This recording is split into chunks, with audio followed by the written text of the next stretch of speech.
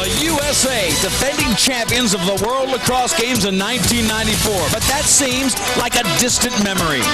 In these games, the U.S. has been pushed to the limit by Team Canada in an offense that looks primed and ready for the upset. Canada hopes to avenge a 14-12 round one loss and take the title north. It's a battle for the Turnbull Trophy and the right to be called the best lacrosse team in the world. We're looking at historic Homewood Field in Baltimore, Maryland, the host city for World Lacrosse 98. It's been 11 countries competing for 10 days. We've gotten down to two powerhouse teams. Canada will take on defending champion USA in our championship game. Hi everyone, I'm Lee Pelsmo. I'll be proud to bring the play-by-play to you. Joined by Quint Kesnick. He'll be on the sideline. We'll get a chance to get a closer look at the game and players. First, let's take a look at how these two teams got here to the finals. They had a pretty diverse semifinal round. The United States against the Iroquois, easy round up for them. They win with big numbers. Then Canada, tested by Australia, they do advance and will take on a team that they competed with very, very closely. Let's take a look at how these two teams played in the first time around. U.S. won by 2 goals, but look at the shot differential. They outshot Canada by 54-30, and they required 29 saves out of Chris Sanderson. Now, Quint Kesnick, when you talk about individual heroes, both teams are loaded, but a set of identical twins sort of pops out from the crowd. That's right. The Gate twins from Victoria, British Columbia, Paul and Gary Gate, two of the best players ever to pick up a lacrosse stick. They're in uniform together for Team Canada. Look at their numbers on the tournament. Paul with 7 goals, 3 assists, and Gary 13 goals and 4 assists. If Canada's going to win this championship, Paul Gate has to step up tonight and score at least 3 or 4 goals. For the U.S., you've got to stop the Gates, and that starts with Brian Volker, a defenseman out of Johns Hopkins University. Volker's having a super tournament. In fact, he has scored 4 goals on 4 shots. So it's the high-scoring Canadians with the Gate brothers against the U.S. defense and the juggernaut. We've got a gold medal game coming up in the World Championships here in Baltimore.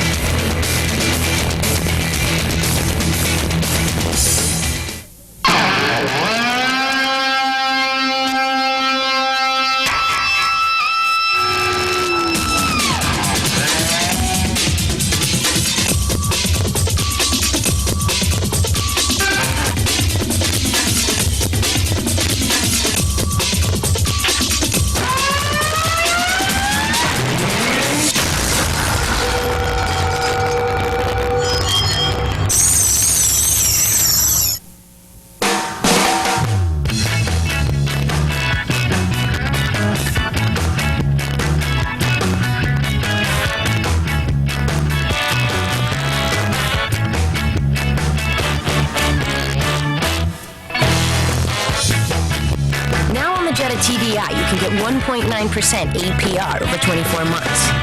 On the road of life, there are passengers and there are drivers.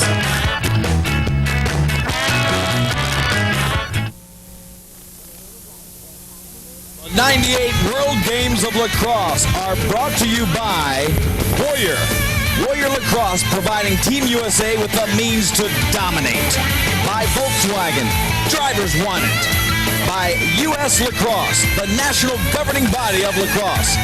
And by Lexus Luxury Automobiles, the result of a relentless pursuit of perfection. We're back to Homewood Field, Baltimore, Maryland. This is the championship game. 2 outstanding offenses, and tonight's Warrior goalie look will be Sanderson for Canada. Lacasio returns to the 94 games. Look at the numbers. Against 10 for Lacasio, 9 for Chris Sanderson. But they really tested Sanderson. USA did the last matchup. Quint, I don't think he can come out with 30 saves each game. Tough to depend on that type of performance. The U.S. put 54 shots on Sanderson. Actually, on the defense of the U.S., 45 of those were on net. Sanderson had a big day. Canada has got to keep the shots that the U.S. gets, I think, to a number between 40 and 45. Now, take a look at this matchup. Right behind 40. That is Reed Jackson playing defense with a short stick. They have elected to take both poles, one with Pat McCabe, one with Volker, and match them up in Gary and Paul Gate. That's how much they respect them. Normally you play with a 6-foot pole. This is Reed Jackson, short pole, and they get a shot on him. The slide from Morrow comes up, and this is a tactic that may prove to be very valuable. Yeah, in the round robin play, they did not choose to show this defense. Now they've got the short stick.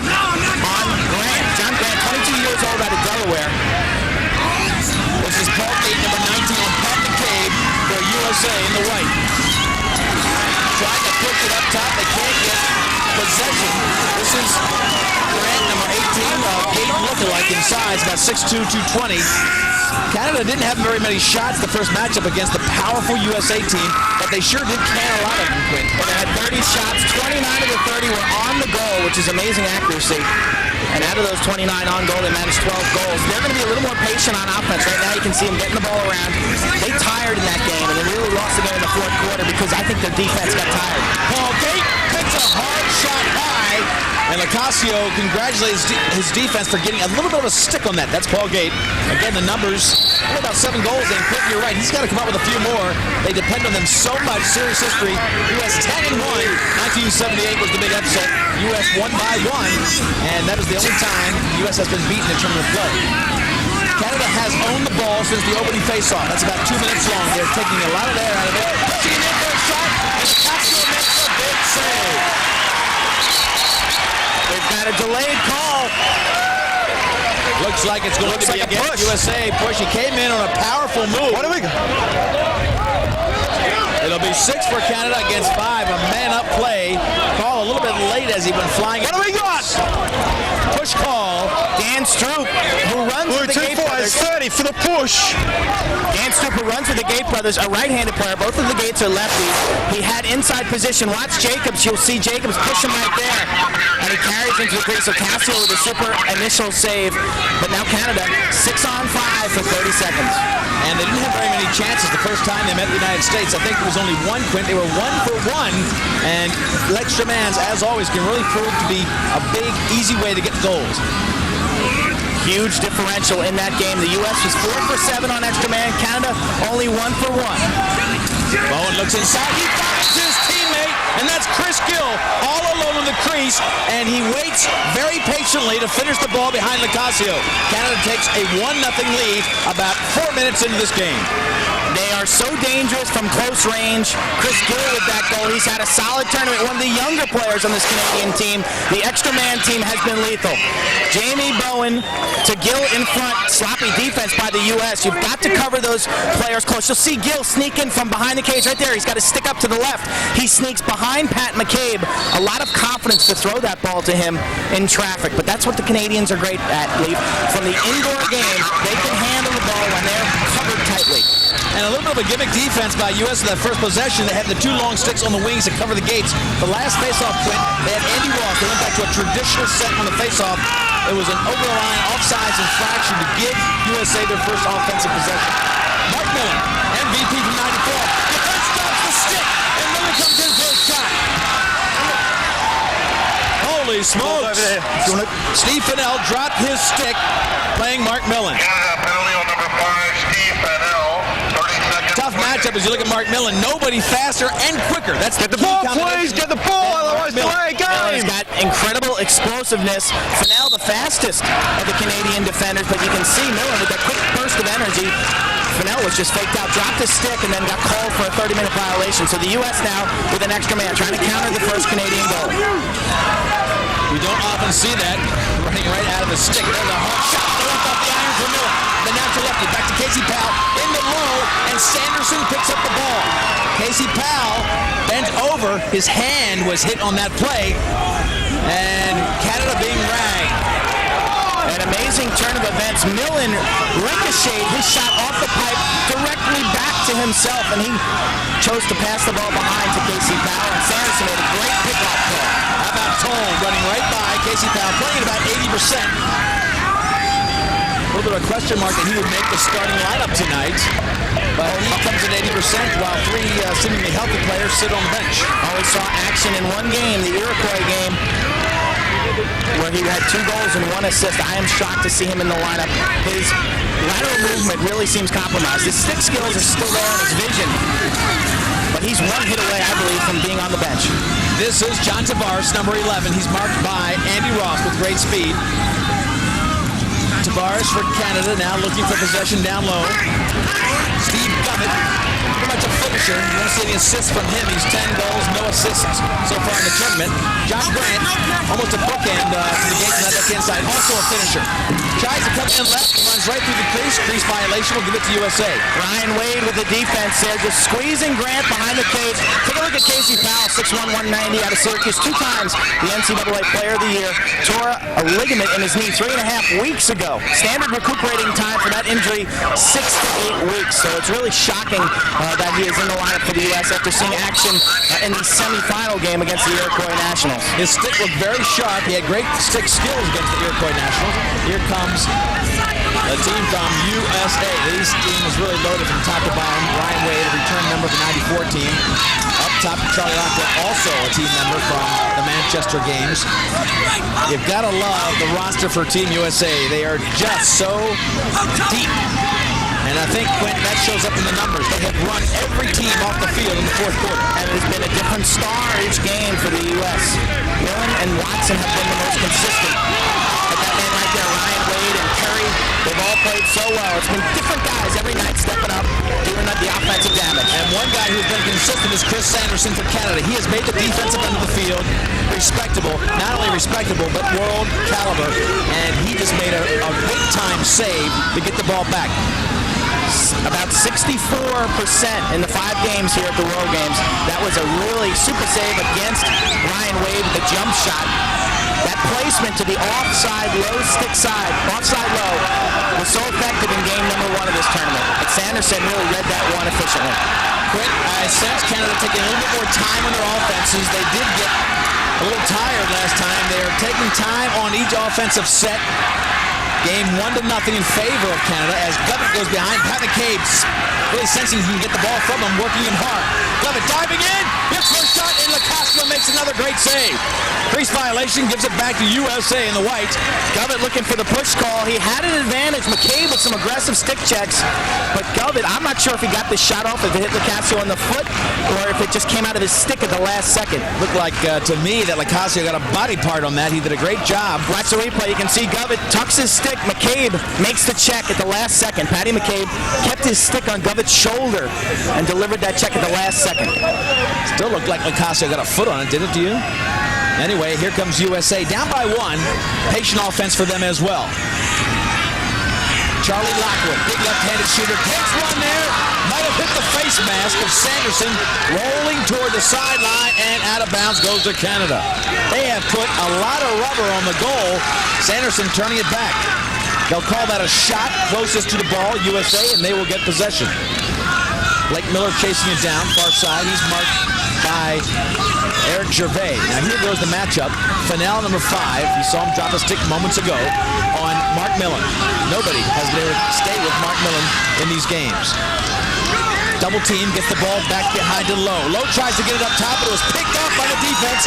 And here comes Sanderson. A little bit of trouble, but now to the midfield and Canada on the move. So dangerous in transition.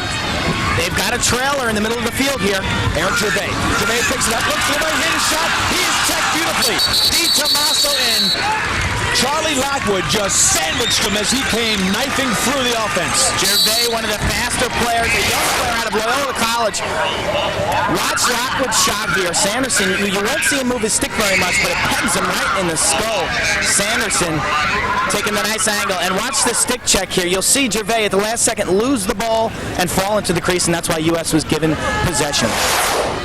Canada looks like they're under a little bit tighter wrap on the offensive end, but of course in transition, Quint, they're going to go ahead and force it. If they think they have a seam on a transition play, they'll go right at Sal LaCasio. Numbers advantage. Di Tommaso comes in, goes to Ryan Wade, steal try is not good. Rysick missed that one. Defensive play there, puts the ball on the carpet. Great play by Gervais, who single-handedly got the ball back. He initially missed the check on Ryan Wade, but somehow got the ball back. Down low, nobody playing the attackman down low. There he is all by himself. It's Govett, and Govett gets really handcuffed in tight. They are not giving Govett tight man-to-man marking, Quint. They're sliding off him very readily. The Canadians have been in the crease 4 times so far in this game. You can see how they really take it to the cage. All or nothing type shots. Mark Millen fakes inside. He'll be right open. Millen's got the first goal of the game for USA. A great move, Quint. He was being played way on the perimeter by Fennell. He just gave him an outside fake and then beat him inside. Fennell has been trying that shut-off tactics against Millen, but you can see the speed and the quickness. There's no way you can shut this guy off because he is so shifty. The American fans, about 10,000 of them, loving the action. Ryan Wade, watch him pull the string and do what's called a backdoor cut right there. Perfect pass by Wade. No help defensively for the Canadians. And Millen sticks it. Again, another look, a high shot. He gave him a little shake and bake with the head. Right here, he dips his shoulder and beats Sanderson high. Mark Millen ties it up at the wall. And the long stick wing tactic is a gate tactic. So when Gary and Paul are on the wings, they're putting two defensive specialists on them. They're letting Govett be played by a short stick player. So Reed Jackson, who is a defensive player, number 40, he'll play behind the goal. You're looking at Paul Gate now, and the ball given to his identical twin brother, Gary. Now, Volker's are marked up on Gary Gate, number 6 right there. We talked about him in the pregame. Pick right there. Gary getting a little move, tried to pick and roll. Ball wide open. Both teams miss it. Paul Gate picks it up. Reed Jackson on him. Bad matchup. Paul Gate can take advantage of this. Coming in, he'll get a shot. Takes it right into the midsection. Poor location on the shot, but a great save by Sal Ocasio. He is looking sharp in the goal for USA. They had a great matchup, and they took advantage of it. Here comes Brian Volker. He can shoot. Looks to the middle. Jacobs. And a check from behind by Stevie Toll takes it wide. Steve Toll got there at the last second. That ball rolled off the top of Jacob's stick. U.S. in transition. Nice save by Lacasio to start that whole flurry. Millen to Watson, who is as deadly as anybody, cutting through the crease area. He has been sensational in this tournament, cutting in front of the goalies. If Canada has had 6 shots, 5 of them have been 3 feet away from Sal Ocasio. They haven't been the strongest angle shots, and Sal takes up so much of the goal. He just positions himself on that pipe. There's not much to shoot at. Paulie Gate had the advantage, but he's got to reach his stick around Sal Ocasio on that shot. Canada seems to be working their game plan really perfectly at this point as far as pushing it in when they get the chance. They've had a lot of shots on Sal, but he has just been there to make the big saves. Game's tied at 1. First quarter action. You're looking at John Tavares, number 11, getting wrapped by Pat McCabe.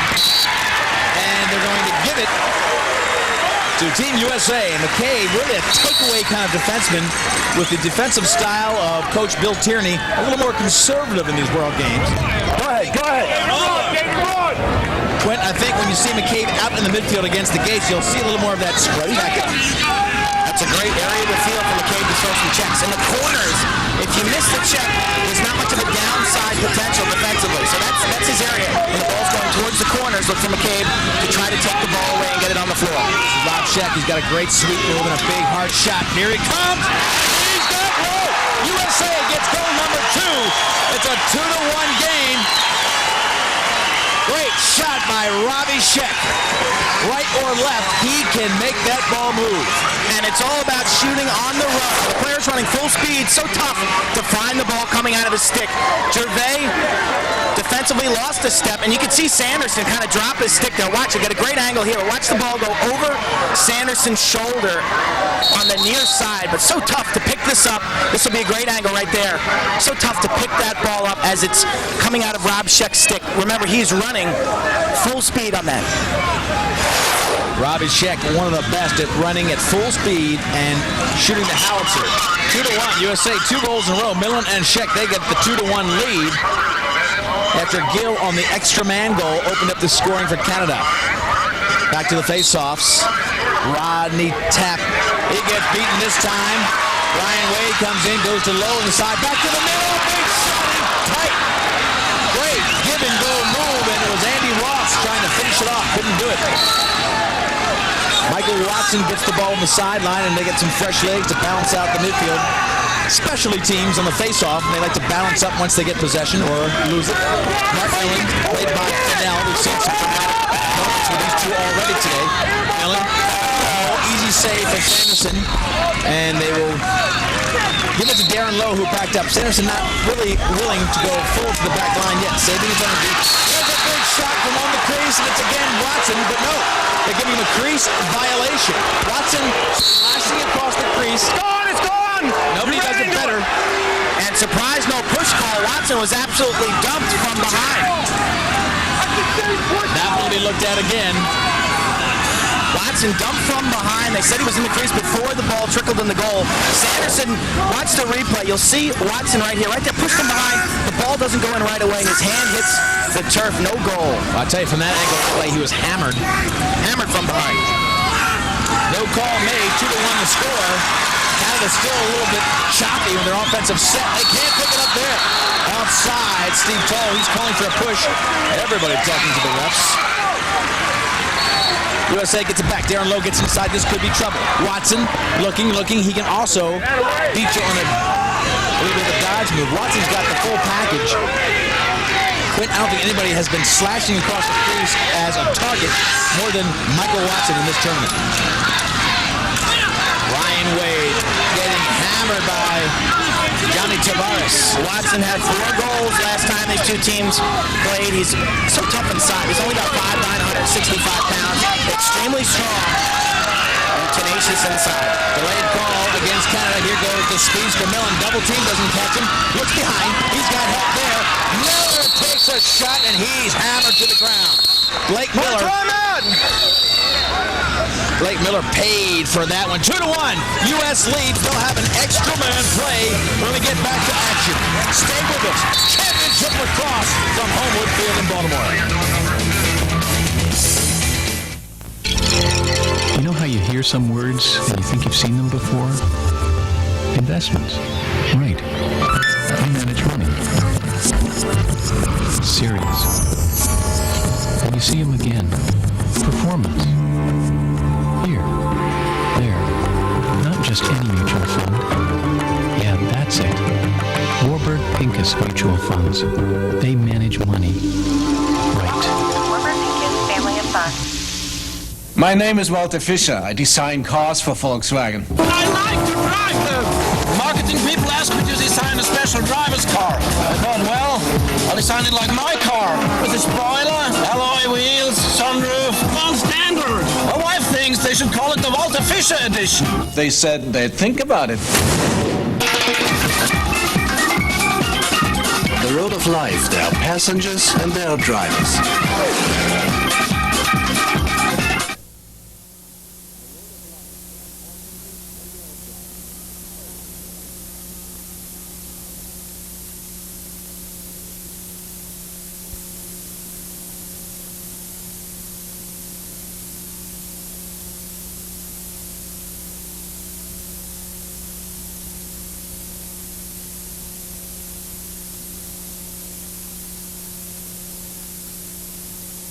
Shed.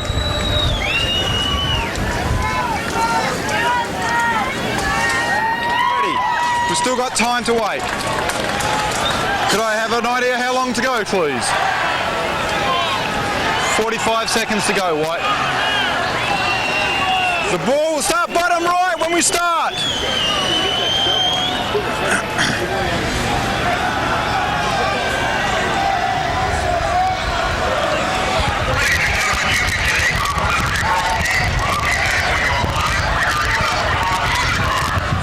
At Homewood Field, 2-1, the United States leading, and take a look at the offense cooking in here. This is Watson getting in between 3 players and pushed down. The push didn't look that bad from that angle. As a matter of fact, he dove in and it went down. That time, Blake Miller, the last play before the break, he got hammered.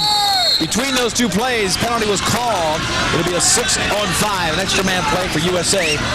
And this unit will feature from behind Mark Millen. See penalty minutes in the tournament. Canada really hurting themselves with almost 2-1. More penalties than they get the advantage of. So they have to play a lot of short-handed defense.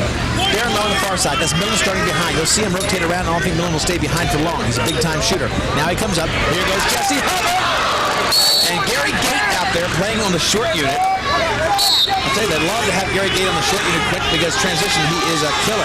Team's back to even strength. The Canadians have to check up now defensively.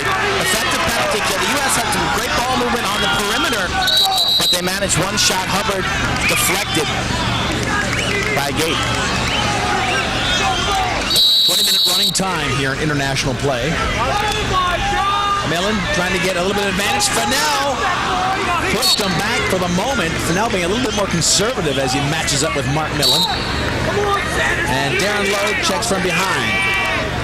Brysick on him as they get it over to the wing, and it's David Curry coming behind with Gary Gait. They're going to try to run Gary Gait a little bit. They can play defense. He's got a sensational check with the one hand, Gary Gait does. But this is what all teams have been trying to do all tournament. They try to wear him out, just do a couple circle runs, take some mileage off his leg. This has only been his second defensive possession for Gary Gait so far in this first quarter. He played 15 minutes of defense earlier on in the quarter, and now he's played in the penalty kill situation in about a minute since that penalty. So he hasn't had to play that much defense, and we haven't really seen Paul Gait play any defense yet. Paul Gait nursing a back injury, nothing big deal, but it's something he deals with every day. Watch Watson! Watson with a great shot. He got the feed, protected it with his body, and when he gets the stick low, he can really find the corner. We've seen that shot so many times. 3-1. USA leads by 2. Michael Watson, a magician. He had 4 against the Canadians in round-robin play, his first of the evening. Darren Lowe with the assist. Watch it again. Watch him catch this and kind of hesitate for a second. Right here, regains his balance. Tommy Ferris, actually Reisig, is right on his back, but Watson, using his body to protect the stick, catches it and then lifts it over the shoulder of Sanderson. Again, he takes that check to the back and almost blindly puts that by Sanderson. Gary Gait looking for help as he goes to the loose ball, flips it back and picked up by Volker. Volker made it beautifully. And they'll slow things down. Volker saw Gary Gait going for the loose ball, checking for help, and Volker just stayed in the passing lane and picked it up. 3 unanswered goals for USA. Canada started off the scoring with a 1 goal by Gill on an extra man, so Quint even up. Canada's pushed it down with Casio's throat, but the defense has not allowed Canada an even up goal yet. Tried to get it all the way across, and Stevie Toll picks it up with Paul Gait getting the possession. Battling it around. Paul Gait getting run down by Timmy Sudan. Not much time. Look for a late shot. Here comes time winding down. Gary Gait looking for help. Volker on him. Pick move. Gary Gait coming in, takes the right-handed shot. Lacasio makes another save. Time winds down in the first quarter. We'll come back with quarter number 2. USA on a 3-goal roll. They lead 3-1.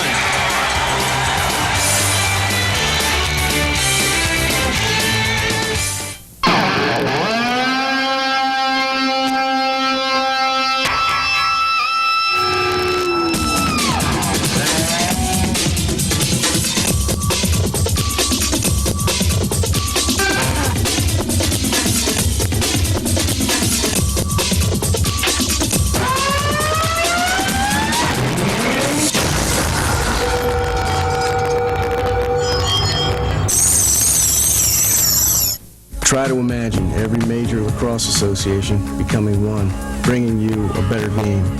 Lacrosse. There's no I in team, just us. U.S. Lacrosse. Imagine what we can do together. To join, call U.S. Lacrosse today at 410-235-6882. Get Lacrosse Magazine and the new quarterly Lax Mag for kids, plus other benefits for the player, coach, official, and fan. U.S. Lacrosse. Make the team a winner. What is it? An SUV? A luxury sedan? Like nothing you've ever seen. Yes. The new 1999 RX 300. Like no other vehicle or value on Earth. Lexus of Annapolis and Lynch told the Lexus and Owens Mills. Papa John's way. Their way. Our secret ingredient. And theirs. You see, most pizza delivery chains use dehydrated paste to make their sauce. Papa John's uses sauce made from vine-ripened tomatoes the day they're picked, then sent on to our stores. We believe better ingredients make a better pizza. That's why there's everyone else's pizza and Papa John's. Get a large pizza with up to 5 toppings for $10.99 and your second pizza for $6. We're back at Homewood Field in Baltimore, Maryland. World Lacrosse 98, the championship game. International lacrosse at its best. 11 countries, 10 days of competition. 3-1. U.S. 3 straight goals. They lead by 2 now. Let's take a look at this next face-off as we get set to start the second quarter. It's the second line. Second quarter domination. Big quarter for Canada. This is throughout the tournament. They have really outscored their opponents big time, 25-9, and outshot them on a 2-1 basis. They start off right away getting a shot, but Lacasio comes up big and gets the rebound back. Jacobs. Peter Jacobs, who lost the faceoff, he gets it back because of Lacasio's save. Quint, they put some shots on Lacasio. He has really stepped it up a notch in the championship game. He has in the round-robin matchup. Was not his best in the first half, but right now he's making all the stops against the Canadians. He really fits the style of the Canadians so well. The Canadians love to shoot low. Lacasio known for going down on his knees and getting his hands down to the turf so quickly. He's been looking right into the eyeballs of the shooters most of the first quarter. They get so close. He's turned back everything except that extra man goal that Chris Gill got. USA now with an offensive set. Gervais taken behind by Timmy Soudan. Soudan so experienced and tough. Gervais with a big stick check, and he'll get caught to that wraparound. 18! Number 13 has 30 for the hold. 1-3. Well, you better lock up defensively on Soudan. He is so strong, and Gervais played him with the stick check. Tough to do. This will be their second chance at extra man. They are 0 chances of true chances. This is their 4th attempt. 0 for 2 at this point. And the superior speed of the U.S. players right now causing the Canadians to foul. It was Millen earlier who ran by Fennell, and now Soudan just puts on the jets and blows by his defender. Canada, a lot of holding. It's really hurting them. Their speed is really putting them in the penalty box. Their lack of speed. This is Ryan Wade. Casey Powell started up top, but right behind the first cut. It was a 3-3 to open up, and they rotate around again. Big shot up top. Watch out. Perry goes high and wide. That was a goal if he just found the rope. Team's back to even strength. Only a 30-second foul. U.S. got one shot off and a goal. Ryan Wade. Ryan Wade comes in, gets the feed from Casey Powell, and buries it past Sanderson and Quint.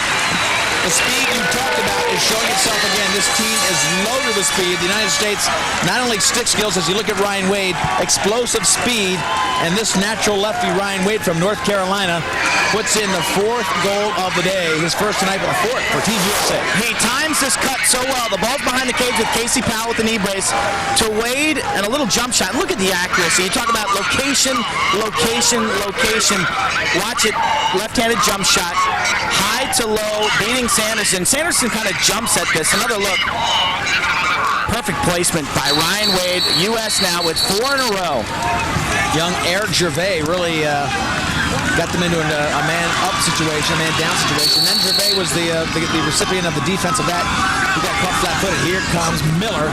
Gervais back on the field. Young guy Gervais, played at Loyola, so at 21 years old, learning a lot in this international competition. Mark Millen with Fennell playing defense. Good change of direction. Nobody can stay with it. Inside, watch out, all alone. And Sanderson makes another big save, put another dent on his face mask. Leaf has got U.S. backup goalie Brian Docker to Doc. A lot of pressure. It seems like the speed of causing the Canadians to foul. You guys are getting your shots. Yeah, man. Last game versus the Iroquois, I think we had close to like 100 shots or something. It seems to be just flowing right now. You know, guys are looking fast out there.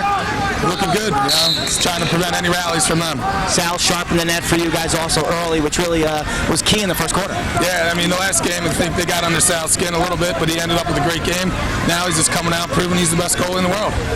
U.S. offensively, Leaf, a lot of shots. They just keep pummeling Sanderson, dominating the time of possession. And they're definitely doing what they want to do, showcase their speed, maybe expose the lack of speed on the Canadian side.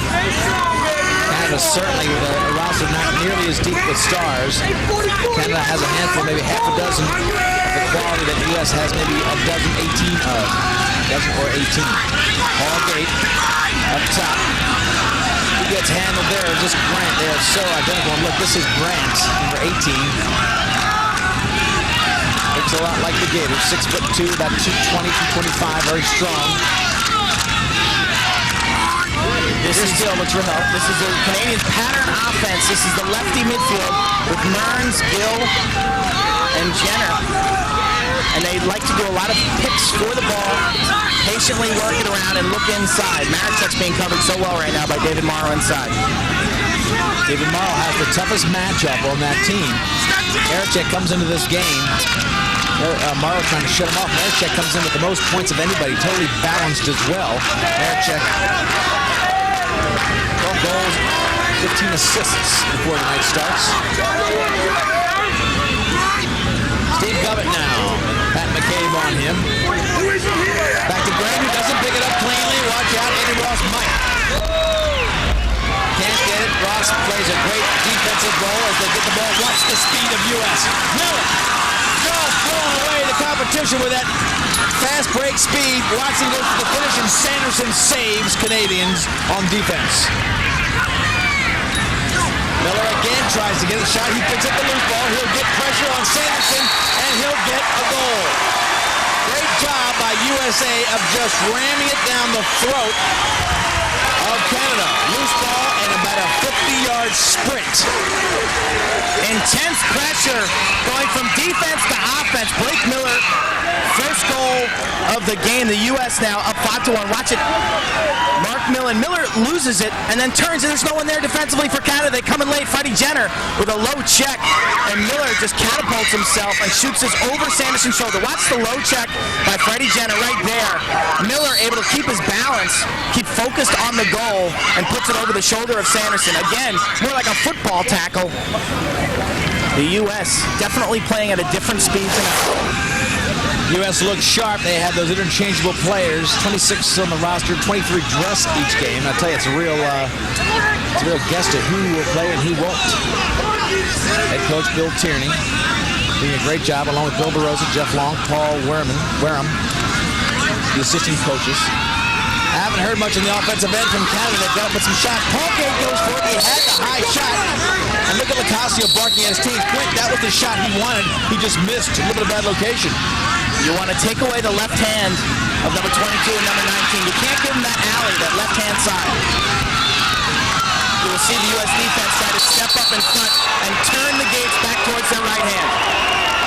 Ball's out the right side, keeper, right side. Jacobs wraps up Gary Gate and just pulls him down. Hold call. It'll be the second extra man. Now, don't forget, the only goal they have, as you look at Peter Jacobs, is on an extra man play. With a second shot at it for Canada. Watch, this will be called a hold. I think Gate felt the pressure and actually just went down. Kind of drew that foul. Very tough to get Gary Gate down on the turf unless he wants to go there himself. Canada has not scored on Salacasio when they've been in even strength. 1 for 1 on the extra man. They've got Gary Gate up top. This is Paul Gate right here, rather.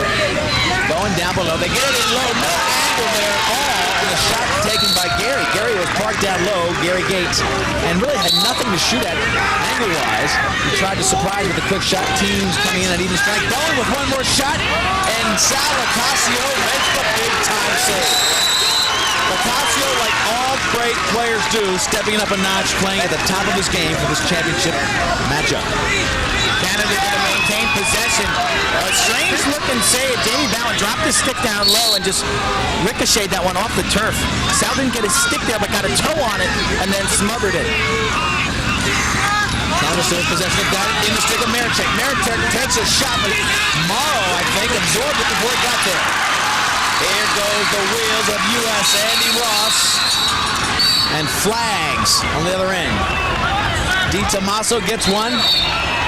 I think they're going to be matching penalties. Someone, Canadian, took out an American. Tavares took out someone high, and then there was retaliation. Watch it right here. Tavares with two the high. fouls. We've got Tavares with the high hit. White had the ball. White retained the ball.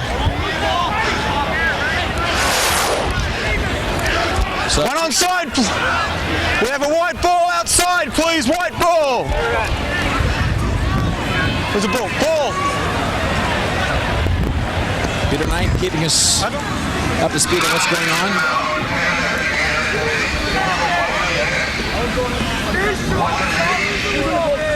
Leaf, they'll serve 1 minute each while they're sorting that out. They got Freddie Jenner. Freddie, right now, U.S. defense swarming, and Lacasio making all the saves. Yeah, Lacasio's looking good. We're making him look good. We're shooting right at him. We're not making good shot selections, but that's going to change. It's a long game. We got lots of time to go. First time you guys played these, you guys had an 8-3 lead. Now they're up. It is a long game. Is it really one of the focuses down on the sideline here? Sure. The momentum swings both ways either way. We got to get through the valleys and get to the peaks. And right now we're in the valley. We'll get to the peak. We'll be there. Canadians capable of explosion leads as quick as anyone. They can put up 3, 4, 5 goals at a time.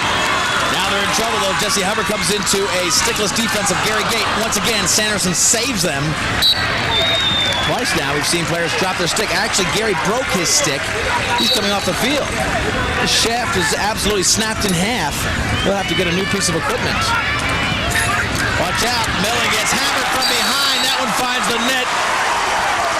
It was Millen who was hammered by Toll, and then down below, right in front of Sanderson, USA knocks in goal number 6. 5 straight. They are taking over this game and making it look easy. We wondered if the Iroquois game was a good prep for this game, and the obvious answer is yes. They won that game 24-4, just rolled offensively, and they're continuing that today. Millen feed to Jesse Hubbard, 1 touch past Sanderson. U.S. on a dominating roll. 6 straight goals. They've got Canada reeling, and Canada calls a timeout.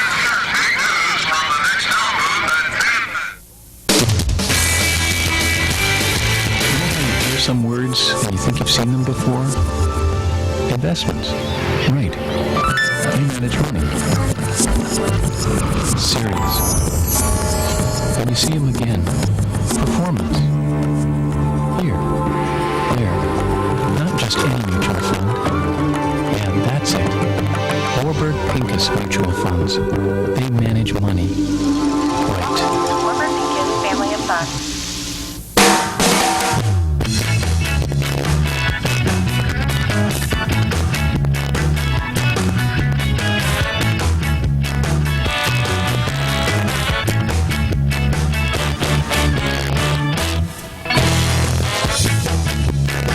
Jetta TDI, you can get 1.9% APR over 24 months.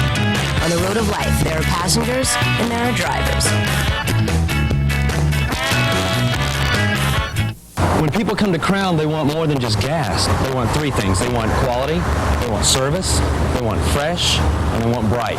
Yeah, sweeping's very important. I do a strong forward stroke, lift, bring it back. I have my own system for stacking. Classic pyramid.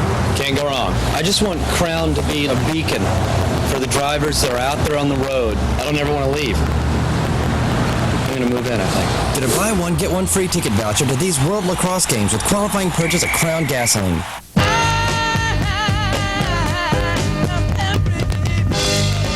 The world's best quality automakers to refine and perfect a single automobile for 30 years, and this is the result.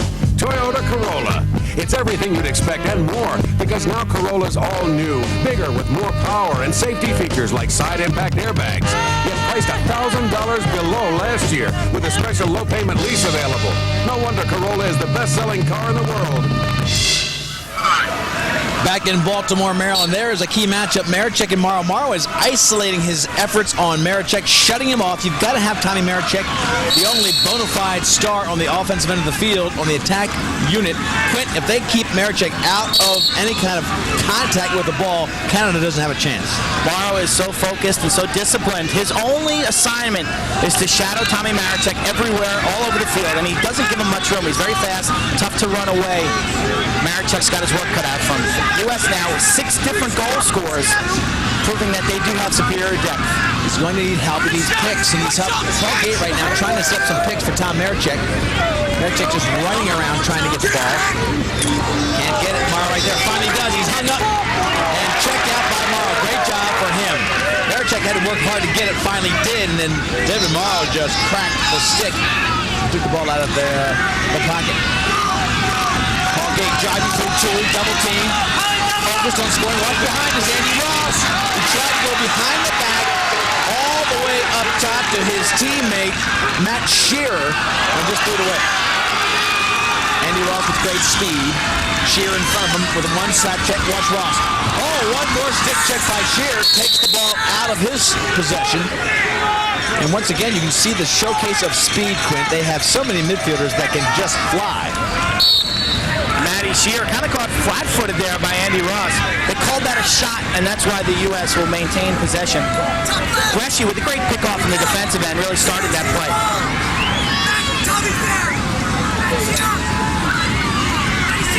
USA now with Curry, another speedster trying to get it behind. Just mishandled for the moment by Mark Millen.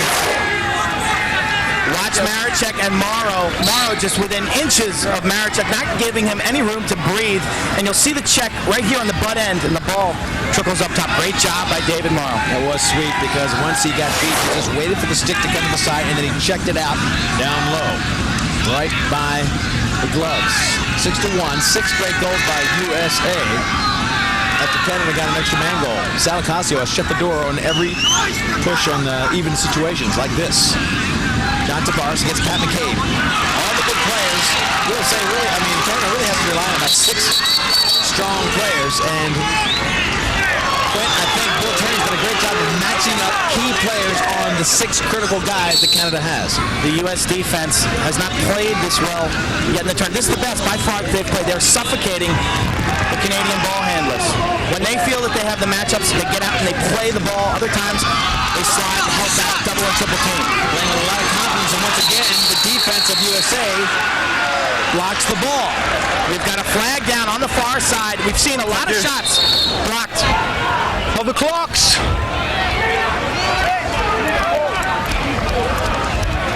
What do we got, please, Bill? What do we got? What do we got, please, Bill? Okay. 17 and 42 have 1 minute. Unnecessary roughness. Both 1 minute. Both, you're off. Somebody has to help Marechek on Morrow. Take a look at it. Sheer comes in. That's exactly right, Leaf. Sheer shot blocked by Volker. Top of the screen is where the action happened, in front of the goal. Morrow and Marechek locked up in front. That's Marechek right there in the box. He's had such a great tournament. Tommy Marechek, the leading scorer in the entire tournament. 12 goals, 15 assists. A little frustration. I think Morrow is all over him. Tough for a guy like Marechek. He's being suffocated. Well, he needs help, Quinn. He's not going to be able to look at Frank Nielsen, the coach of Canada.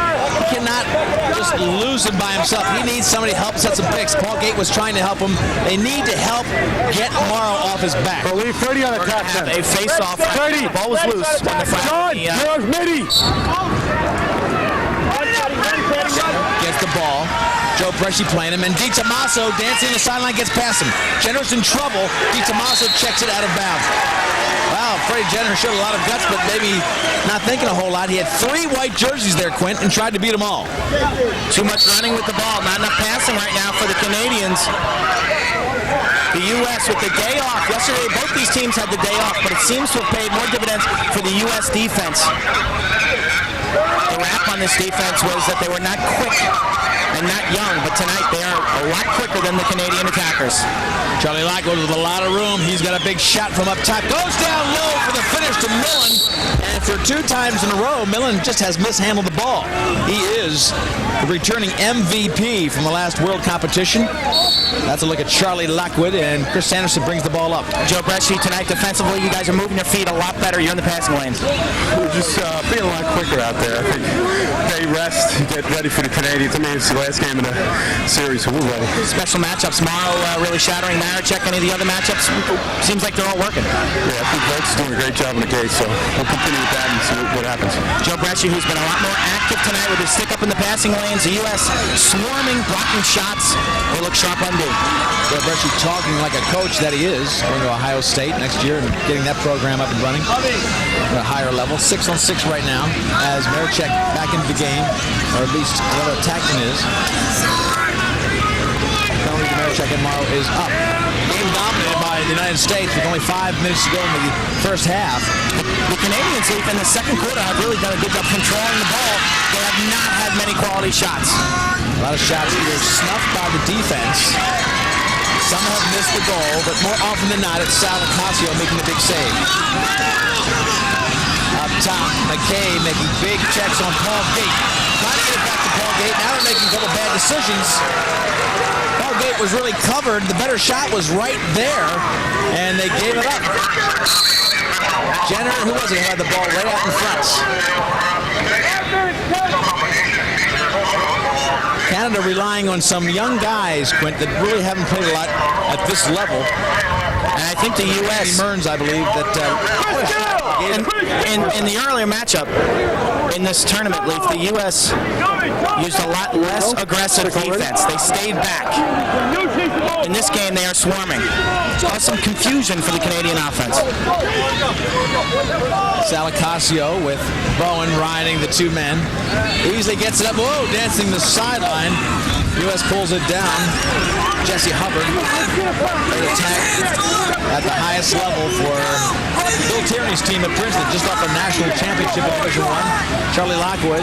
All these guys have a lot of hardware at home. They have been the best in their program since they were young kids. Hubbard with that rocket right hand. Here goes Canada with one of the few transitions. Gill trying to move it up. Can't pick it up because of the check by Ryan Wade. Again, pressure put on by the midfield of USA. But they are really pressing him in the middle of the field. Burns, far side. Juking inside, John Grant or Paul Gates. Paul Gate didn't get the shot off.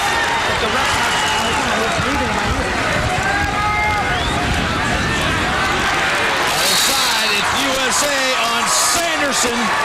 Flag thrown. Goal number 7. And USA is hammering this team from Canada. Late hit. This will draw a minute foul. 7 in a row. Casey Powell has a goal and an assist. Surprised to see him in the lineup, but it has worked. Here they are counterattacking the Canadian offensive. Powell just left alone in front, and Tommy Fair delivers a right jab to Powell's head. Watch it right there. A right jab to Casey Powell. Got a timeout U.S. Tommy Fair, frustration right there, punching Casey Powell in the head. Fair has significant ability with the stick, but he has a nasty habit of doing just that, being nasty. No facial. We got no facial.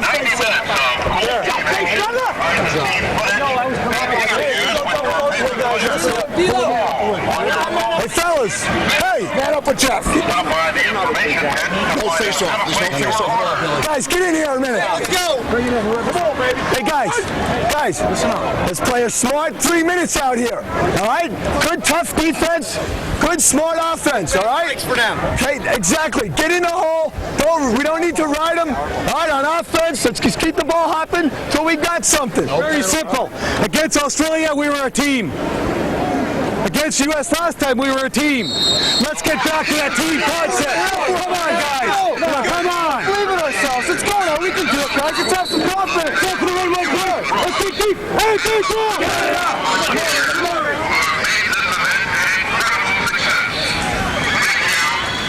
Well, the only positive thing we can say right now for Canada is that USA has had 3 shots of extra man. This will be their 4th, and they haven't scored yet. But most everything else really been drawn up perfectly by Tierney's coaching staff, Quint, and the players are running and gunning it at a very high level. They are. They talked about confidence in the Canadian huddle. The U.S. defense definitely has that offensive powerhouse, frustrated and a little tentative right now. Going to be an extra man after that big hit. 7 goals, 7 different players. As they work from behind, Lowe puts it out to Casey Powell. Another shot. Powell not as game sharp as he was before the knee injury. That's Rob Williams. A knee injury usually will affect the shooting. That's the plant leg. Be much like a pitcher in baseball, planting on that leg. You just don't have the power. Prior to the injury, Casey Powell with a very, very fast shot. You can see that shot, not his fastest. Casey Powell, of course, just exceptionally happy that he's out here. He's a tremendous player, and given the chance to play, he would not put him down. Kid's got as much guts as anything in the team. These are all champions. Big shot, Ryan Wade. They had a lot of looks. Finally, Ryan Wade gets his 2nd goal of the game. USA just embarrassing Canada at this point. Chris Sanderson, lack of defense. Ryan Wade, the first 2 goals scored for the U.S. on this extra man. He'll get a great angle here. Wade from about 14 yards, uses his defender, Jimmy Veltman, as a screen. You can see him tuck his stick. Watch him tuck this stick around Veltman and lifts it right next to the pipe. Beautiful location. Ryan Wade's second goal. The extra man off of the foul by Tommy Fair gives the U.S. a 7-goal lead. Quint, the other thing that is really not looking good for Canada, when you look at overall stats for the tournament, this was their quarter. This is the quarter they dominated. The third quarter is the quarter U.S. dominated, so they have a big mountain to climb if Canada's going to get back in this one. Frank Nielsen on the sideline trying to figure it out, asking his team to play like a team. Blake Miller, number 26. All-American from Hofstra. Tony Sudan running with him comes on. Number 33, Lockwood will come out in a moment. Less than a minute. Look for the U.S. to hold here for one shot before halftime. They are dominating the game 8-1. It'll be a timeout called by USA as they look to get the last shot. Good look at Mark Millen, who is leading the offense of Team USA as the returning most valuable player for the Manchester Games. Blake and white midfield. Lockwood, Sudan, and Blake. All right. Hey, Charlie, you take the ball. All right. You take the ball. We're going to try and get Blake on the under 200. All right. Is that all right? What side do you want? Where's Blake? What are you more comfortable? Right side. Goal midfield will be perfect now. We're okay. We don't want if we lose it. We want Middies to play too. No problem. All right. I'm on the right side. Okay. All right. So we're under, but if we don't have anything, pull it out. Pull it out. And listen, if we don't get anything with Blake going under, we pull it out, we get it to Mark behind, everybody clear for him, you come lefty. All right, everybody get to the right, we'll come lefty. Right away. No, take your time. Let's go. 1, 2, 3. All right, Q, break it down for us. Keep your eyes on Blake Miller. The ball will start with Lockwood. He'll let the clock tick down a few seconds. Blake Miller off the ball will try to cut underneath. If it's not there, they'll throw the ball behind to Millen. Really the focus, the reason this midfield's in the game is they play better defense. If there's a turnover, they've got a lot of speed and they can get back to the hole and defend.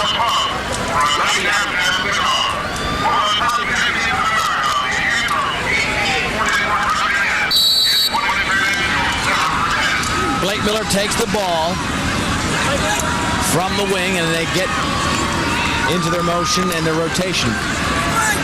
You heard Tierney talk about Lockwood starting with it, gives it to Miller. Lockwood will go down the low side. They're waiting for that time that Quinn talked about. They want to work this play about 15 seconds. They don't want to give Canada any chance to come back and score on the other end. Driving in on one side, Sanderson with a real nice save. And here goes Fennell up to Sanderson. 10 seconds, outside chance, they might get a shot. Ball goes out of bounds, and now USA will have another opportunity to put one on Chris Sanderson. Big throw from way out front. And that'll be it for the second quarter. So after the one goal for Canada, it was a huge run. 8 straight for Team USA. They lead 8-1 at the half.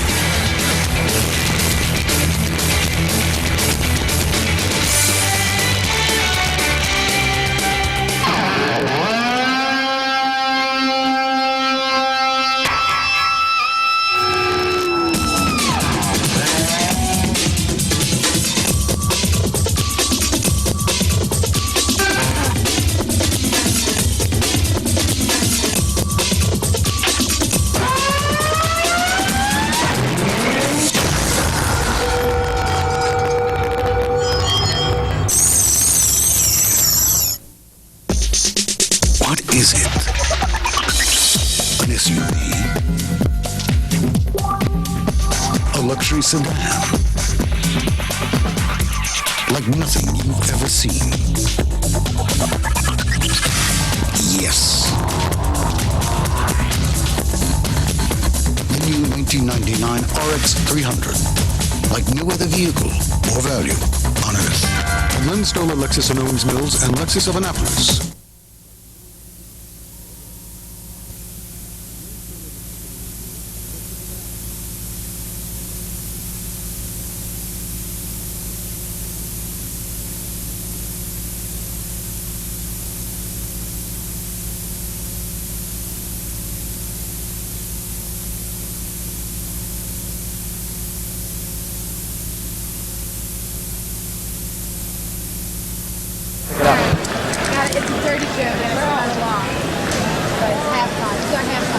biggest.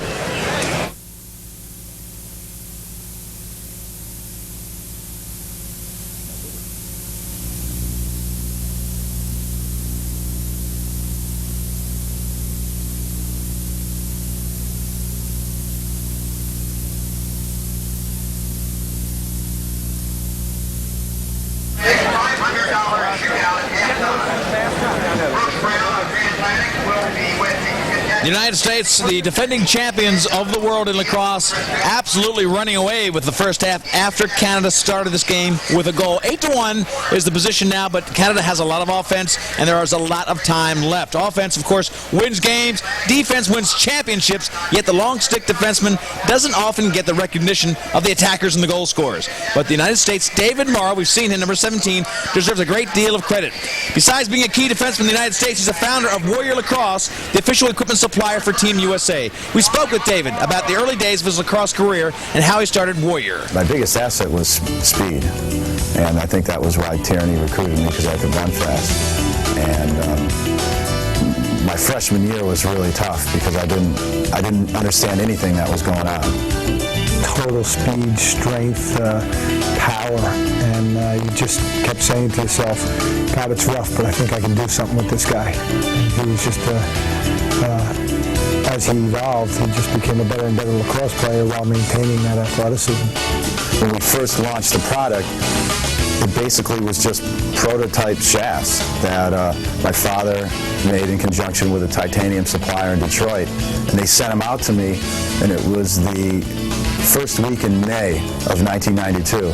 And that year we had a bye, so when you have the bye, you have 2 weeks of practice instead of one. Well, that 2 weeks, I remember the first day I walked out to practice with one, I have a silver shaft. Everybody else has either a white or black or wood shaft. They're all laughing at me. What the heck is that thing?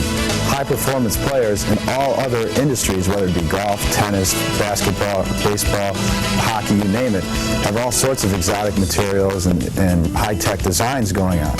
And at the time, lacrosse equipment was made for everyone across the board. There wasn't really a, so to say, a pro line and a mid line and a low end line. It was all basically, this is what you get. And so what Titanium did is redefined a performance structure, saying, great, it's not for everybody, but there are definite performance characteristics here that make you play better. It's half the weight, it's 5 times as strong.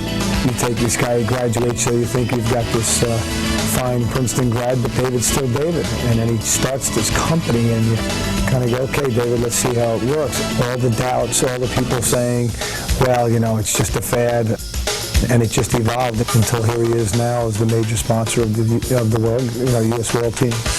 What I do now is just out of a love for the sport itself and the guys that I play with, and just hoping that I can create opportunities for other kids. And, of course, David Morrow has been sensational in this game. Number 17, you watched that matchup. Maricek, the key offensive component of the Canadian offense. And who's shutting him off? Well, David Morrow is, and he has been probably as instrumental as anybody in making this an 8-1 game. You know, it's been a wonderful 10 days here in Baltimore for players, coaches, and especially the fans. We've got 10,000 here. The main reason why these World Games were a success because of U.S. Lacrosse. Steve Stenderson talked with us about the World Lacrosse 98 and other U.S. lacrosse initiatives. U.S. Lacrosse was born on January 1st, 98 as the sport's national governing body, and it's the first time the game has ever had a national governing body. And one of the most exciting things is that men's and women's lacrosse are now working together in a unified fashion and structure. World Lacrosse 98 is the first real initiative that U.S. Lacrosse has undertaken. And we're enthused about that because, as you know, we have 11 nations participating. It really represents the growth of the game internationally. But U.S. Lacrosse is primarily interested in the growth of the game domestically. Although U.S. Lacrosse is born and up and running, we still have a number of initiatives to work out. We're redistricting the United States so that we can more effectively bring our programs and services to the country, be they New Start programs to assist and foster brand new youth teams, be they coaching education programs, be they new publications or resource materials. So because of all these reasons, U.S. Lacrosse seems to be the future of the game, and we're excited at those possibilities. All right, U.S. Lacrosse really bringing you the finest of lacrosse in the world and making a direction very clear for everyone in the game. We'll be back with more halftime in just a moment.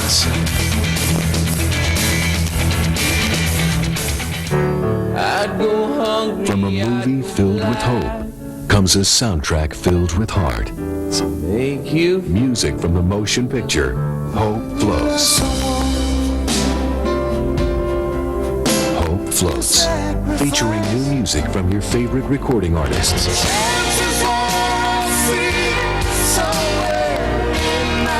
Music from the motion picture Hope Floats. Soundtrack in stores now. Remarkable thing happened after Toyota gave the best car built in America more room, more power, and with anti-lock brake standard, priced the bestseller lower than 4 years ago. Over 390,000 people showed up and drove one home, making Camry America's best-selling car, which encourages your Toyota dealer to make it easy for you to drive America's favorite with a low-payment lease. But better come in now. We're expecting another crowd. Papa John's way. Their way.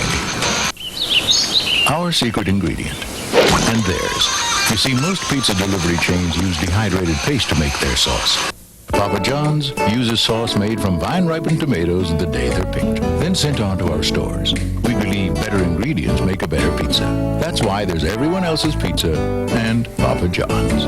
Get a large pizza with up to 5 toppings for $10.99 and your second pizza for $6.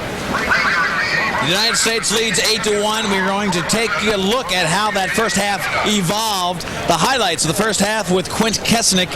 Quint, these ball games really get off fast when you have a lot of offense and a lot of different players. Let's take a look at the highlights from that first half. The Canadians scored first. Jamie Bowen to Gill in front on the extra man. They look great. They look like they're going to be sharp and in front, but then the U.S. struck with 8 straight goals. Mark Millen from Ryan Wade on a backdoor cut made it 1-1, and then Lowe fed Watson in front. Lowe again on the assist, this time to Watson, lifting it and beating Sanderson. A lot of passing in front. Jesse Hubbard on the tail end of that, and Blake Miller got on the board. The U.S. has been dominating as they lead 8-1. We'll be back with the second half. My name is Walter Fischer. I design cars for Volkswagen. I like to drive them. Marketing people ask me to design a special driver's car. I thought, well, I'll design it like my car. With a spoiler, alloy wheels, sunroof, all standard. My wife thinks they should call it the Walter Fischer edition. They said they'd think about it. The road of life, there are passengers and there are drivers. When people come to Crown, they want more than just gas. They want 3 things. They want quality, they want service, they want fresh, and they want bright. Yeah, sweeping's very important. I do a strong forward stroke, lift, bring it back. I have my own system for stacking. Classic pyramid. Can't go wrong. I just want Crown to be a beacon for the drivers that are out there on the road. I don't ever want to leave. I'm going to move in, I think. Get a buy one, get one free ticket voucher to these World Lacrosse games with qualifying purchase at Crown Gasoline.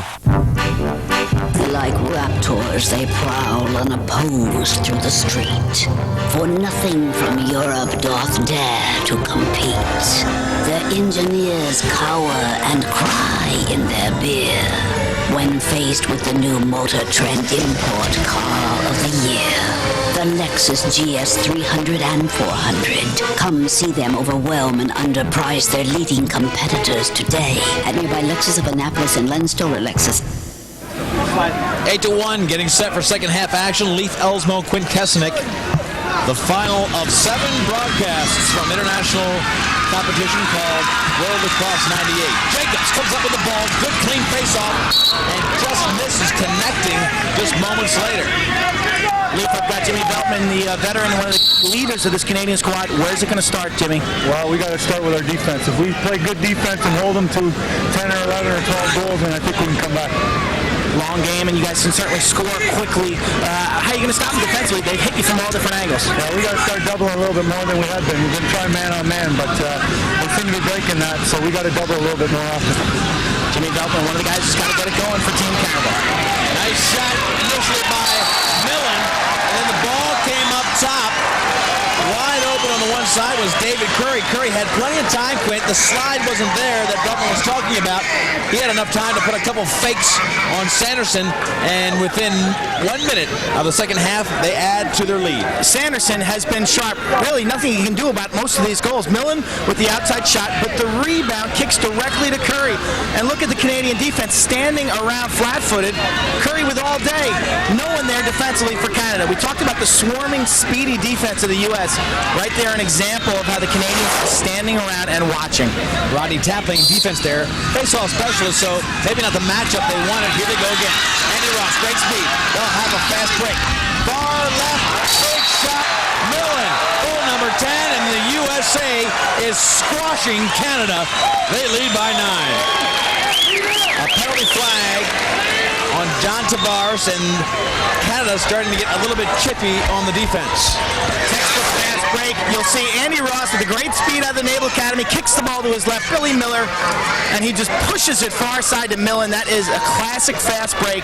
You set up in a box, get the ball to your point man, who's your best passer, and then down low to the guy who can stick it in the back of the net. Again, Steve Fennell, number 5 for Canada, has to play 2 men on that play. He's got Millen on the far side or the right-handed attackman, Michael Watson on the near side, and it's an easy pass for Bill Miller to slice through that defense. You know, the funny thing, though, Quint, the defenseman on the other side did not slide, so Fennell did not have to move. You should wait for that defenseman to leave the right-handed shooter, and that guy was not going anywhere. So basically what he did was leave Millen wide open. 2 straight goals to open up the second half. If the mountain wasn't high enough, look at this. They've got 9 goals to match before they tie the game.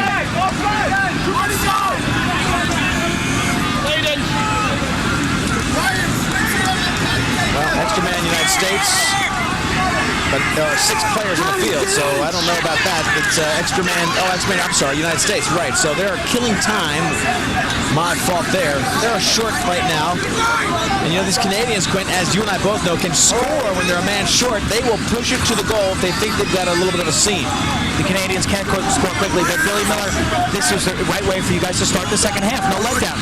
Same things we talked about last game. We want to come out on fire every whistle of every quarter. We want to win each quarter, 1 quarter at a time. That's what we did here. Talk to me about your pass on that fast break.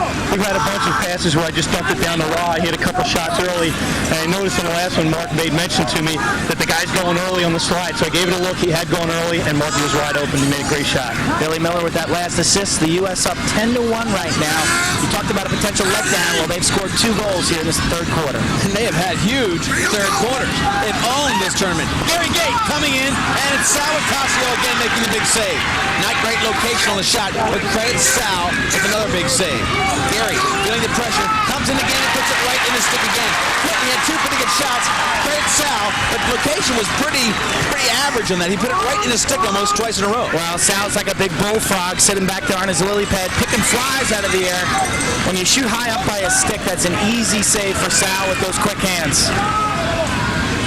So once again, Locasio shuts the door on Canada. Gate really applying a little more pressure than we saw in the first quarter. And I think with a better shot, off stick, possibly high-low, but that one sort of right in the picking range for the great one, Sal Ocasio. McCabe fakes to go to Sal Ocasio and rolls around. About shot their opponents 80-31 in the third quarter. I talked about the dominance. This has been a huge quarter for this team, USA, that is really a fit team from top to bottom.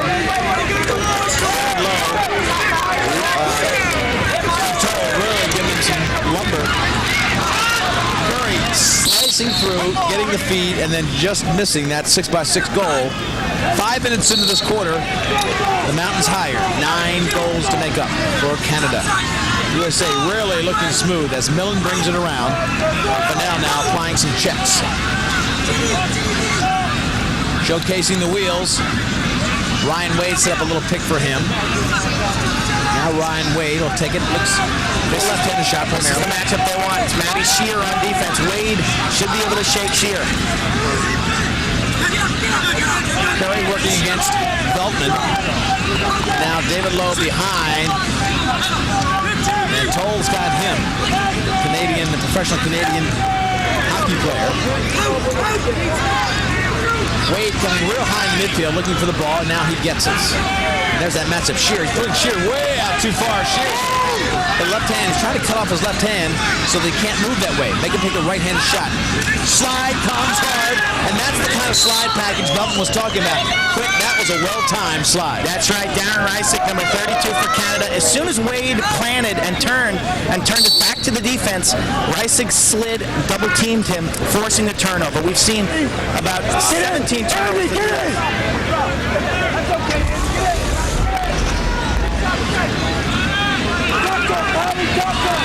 Ball comes down to the offensive end of the field for Canada. Bill Tierney just working the sidelines. 91! Jenner with the ball. They're calling because it was a hidden ball trick. Canada does that so well. Tierney calling out where the ball was. They are so deceptive with that hidden ball trick. Chris Gill trying to get first a good shot and then possibly a goal, this team from Canada. Blake Miller playing Chris Gill. Gary Gait well behind the goal, trying to get it, but Volker marking him very easily. Brushy now playing defense. And once again, Marechek not a factor. Marechek being shut off by Morrow. I tell you, Quint, that could be as easy as it is, I think, on this Canadian team. You know, they're not deep on offense, and the attack in the field probably their weakest of the three positions. And I'm sure Tierney thought that if you can cut off the head of the monster, you cut off Marechek, just take him out of the game, your chances of winning are pretty good. Marechek has been their quarterback. 15 assists coming in, which is really by far the most on this team. Tavares second on the team with an assist with only 7. So you stop Tommy Marechek, you stop his distribution, and that really suffocates a lot of the other players. No goals in 44 minutes for Canada. That has to be a record. And what kind of success could you expect from USA other than that? Just about, basically, Quint, shutting them out. They've shut them out in 6-on-6 play. When they're even up, they have nothing. None. 0. That is amazing. Robbie Sheck with the ball. Jenner locking up on him. Sheck with a running shot. And again, Sanderson comes up with a pretty nifty save on about a 100-mile-an-hour shot. Tom Fair blocks it, but the ball checked out by Watson.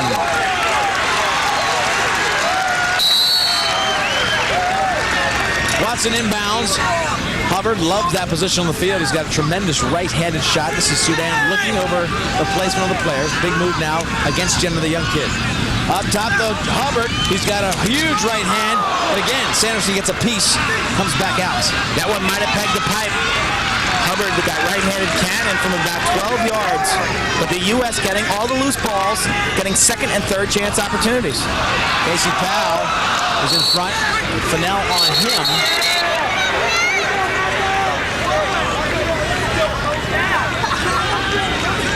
You got a minute. 2-4 has won. It's unnecessary. 2-4. 24 has won. Unnecessary roughness on Toll. Watch Toll late after this ball shot and goes out of bounds. You'll see it right here. He comes up late and high. Not yet. Right there it is. You can hardly see it on that replay. Too late. The official, who's about 30 or 40 yards away, had to make that call. It's a full-minute penalty. Curry down low. They've got Watson there and Casey Powell behind. Low up top. Curry. Nobody in front of Curry. He just takes 2 big steps and blisters rope.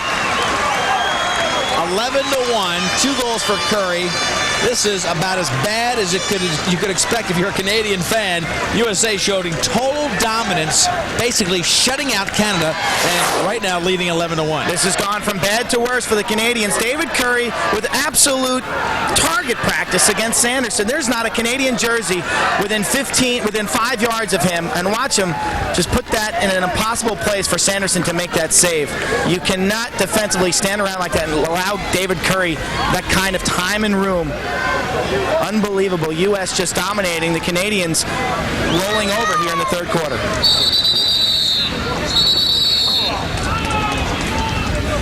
Timeout called by Canada. 9:46 left in the third. They have a long way to go to even get into the game. U.S. dominating as return champions. We've got more time and still enough for the Canadian offense to get going. Stay with us. You know how you hear some words and you think you've seen them before? Investments. Right. They manage money. serious. And you see him again. Performance. Here. There. Not just any mutual fund. Yeah, that's it. Warburg Pincus Mutual Funds. They manage money. Right. Warburg Pincus Family and Funds.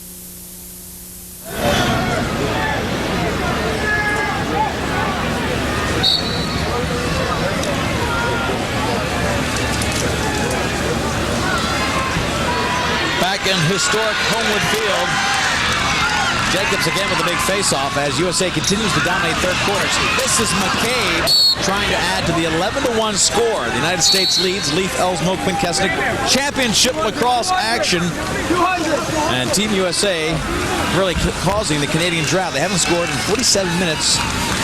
That is some kind of a record. This team, if nothing else, Quint, is built on offense.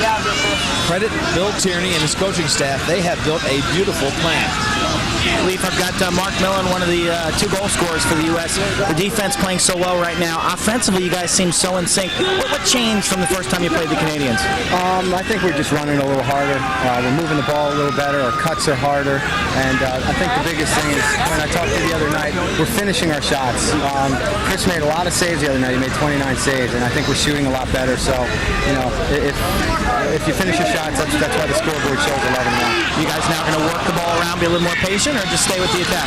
I think we're going to stay with the attack. I'm sure a little later on, maybe in the fourth quarter, we'll start to slow it down. But this Canadian team's explosive. They can score a lot of goals, so we're not done yet. Mark Millen, 2 goals so far tonight. Tavares trying to get a shot on the left side, trying to juke inside 2 players. He's fouled on the play. That'll give them a 6-on-5 advantage. A lot of things that second guess.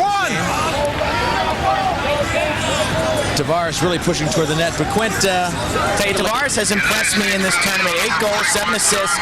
Di Tommaso with the slashing call. He gets him up in the helmet and the shoulder area. Again, watch Tavares, the cagey lefty, just dumped to the turf with a slash. You need a spark if you're the Canadians, and on the extra man, it's a great time for them to get a little spark.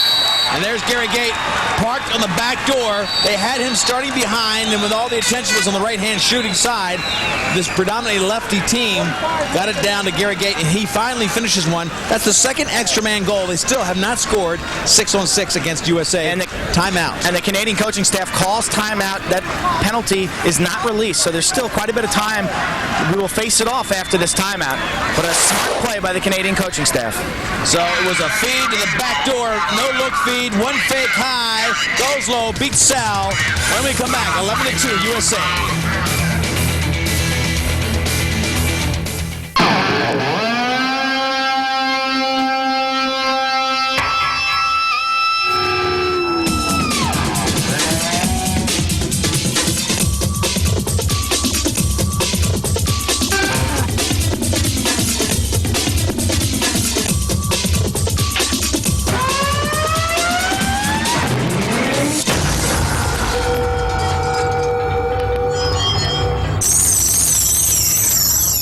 Try to imagine every major lacrosse association becoming one, bringing you a better game, Lacrosse. There's no I in team, just us. U.S. Lacrosse.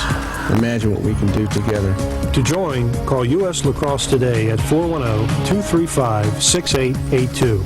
Get Lacrosse Magazine and the new quarterly Lax Mag for kids, plus other benefits for the player, coach, official, and fan. U.S. Lacrosse. Make the team a winner. Papa John's way. Their way. Our secret ingredient. And theirs. You see, most pizza delivery chains use dehydrated paste to make their sauce. Papa John's uses sauce made from vine-ripened tomatoes the day they're picked, then sent on to our stores. We believe better ingredients make a better pizza. That's why there's everyone else's pizza and Papa John's. Get a large pizza with up to 5 toppings for $10.99 and your second pizza for $6. Like raptors, they prowl unopposed through the street. For nothing from Europe doth dare to compete. Their engineers cower and cry in their fear when faced with the new Motor Trend import car of the year.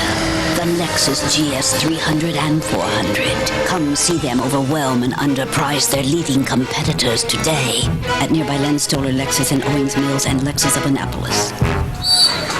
Face-off, still man up for Canada. They have to get possession, and Jacobs has been tough to beat in the face-off circle of late. Ball being pushed around, tap back with Sanderson. And they'll try to get another shot if they hurry. Tap gets it all the way up to Gary Gate. Now they'll reset. They call it a timeout because the time was not up on the penalty. They scored 1, now they'll try to score 2. Less than 10 seconds to go in the penalty. They're sure taking their time. See if they get one shot. Gill to the right-handed shooter. Back up top and blocked beautifully by USA. Paul Gate's going to let it rip, and he takes it off the iron. Whoa, that rang the bell. Paul Gate just missing. Teams at even strength. That was the shot, and they did not hit the net. Still have possession. Gary Gate gets it behind to Chris Gill. Teams at even strength. That's right. You can see Paulie Gate 10 stitches in his chin in the semifinal game against Australia. Underhand shot. Beautiful save by Lacasio. He read it all the way and was there just to block it up. Push call, hold call, goes back to Canadian offense. Down by 9, 6.5 minutes in the third quarter. Big matchups as you look at Paul Gate, number 19 behind the referee. Volker doing a good job on Gate. Marechek now with the ball. Morrow has kept it out of his stick most of the night. Another big move by Paul Gate trying to get a shot around the back. Doesn't find the mark yet. They'll get maybe their first 3-shot offense of the night. Paul Gate up top to Gary. Gary in the middle. He's got Paul to his left. Here goes Paul Gate with another rocket. You can see Lacasio right there pumping his fist. Huge possession for him. He faced about 3 or 4 shots from the Gate brothers, 1 off the iron, and then 3 saves. By far his best series since early in this game. He really hasn't been tested in the last 5 or 6 minutes. I think that's But he's still sharp. He's maintained his focus and his concentration. Sometimes very difficult for a goalie. Remember that first 4 minutes, Canada had a lot of shots about 3 feet from him, right in his face. They could have scored 2 or 3. They didn't, and the defense stiffened up from there. USA diving in. Bill Miller somehow gets around the defense of Tom Fair. Fair standing there with his hands up saying, how can he score and not be in the crease? Well, he can do it. Billy Miller scores the first time for himself today. Notches up goal 12 for USA. Billy Miller had an assist earlier. Watch this inside roll and watch him tiptoe the crease. Just keep your eye on his feet and let's see if he steps in the crease. Right there, no, he just jumps, not in the crease. Again, watch the inside roll. Billy Miller, strong left-handed player. Tommy Fair almost holds him there by the collar, but Miller lunges and reaches his stick around Sanderson. They just never stop coming at you. Billy Miller now gives the U.S. that 10-goal advantage. Miller rewriting the record books for Hobart when he played there. Player of the year twice. Here goes John Grant. Haven't heard much from him. McCabe on him now, and Morrow over there with Marechek. Marechek's been taken out of the game completely by David Morrow. So many heroes on Team USA tonight, Clint. The game plan was great by the coaching staff, and the individual components really have played it masterfully. Dalton comes in, takes a hard shot. Was that off the face mask of Lacasio? He is barking at the defense. I think that one hit the iron also. The angle, you can hear it down here. Veltman without a goal in this tournament, but he's a great assist man. And maybe looked on it. Coaching staff may have said, come on, Jim, step up and be a shooter. He normally looks to be this guy, as you mentioned, but he can shoot. Coaching staff may be asking him to be a hero. Gary Gait sneaks around the left side again, and as Volker was looking to help, Gary Gait takes a feed from up front to get his second goal of the day, the third goal for Canada. I tell you, the Gates are not going to stop playing and playing hard. They have a lot of pride, and they will try to crawl this Canadian team back in the game. There's a pass again to the backside. Gate all alone. Excellent feed right there. You can see Volker jump up. Volker's He's upset reaction because Johnny Tavares just sped this feed across right on Gate's stick, and even Locascio was caught out of position. That is the first non-extra man goal, the first 6-on-6 goal, and that happens with 3 minutes left in the third quarter. Amazing dominance by Team USA.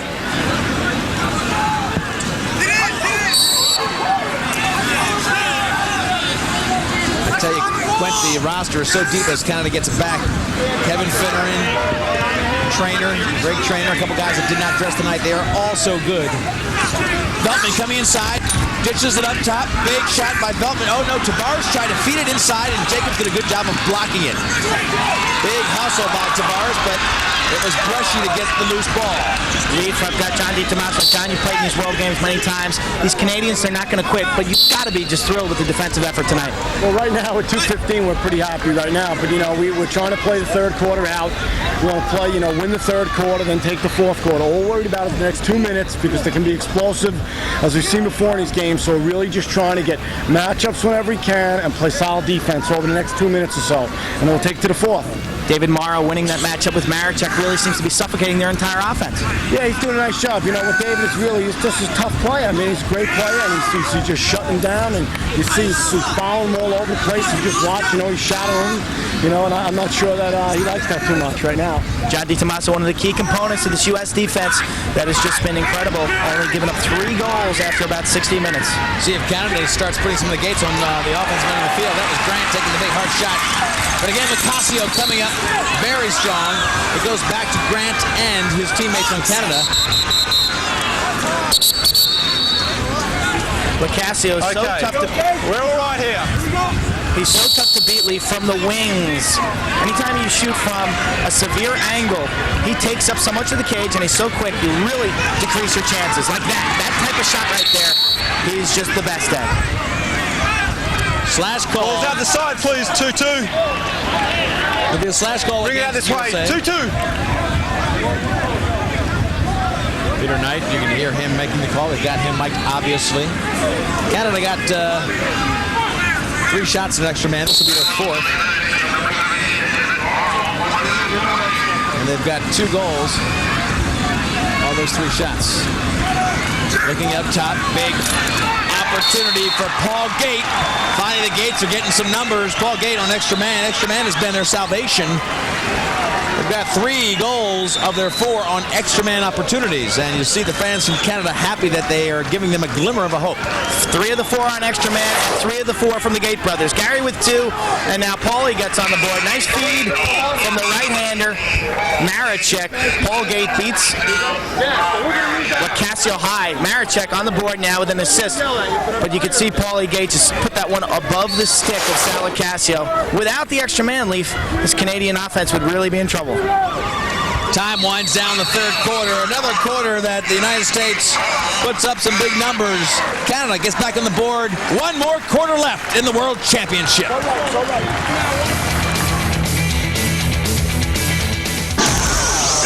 He's under attack. Mysterious explosions. Gigantic robots. Who will save us now? The Beastie Boys. Hello, Nasty. The new album featuring Intergalactic. Intergalactic planetary!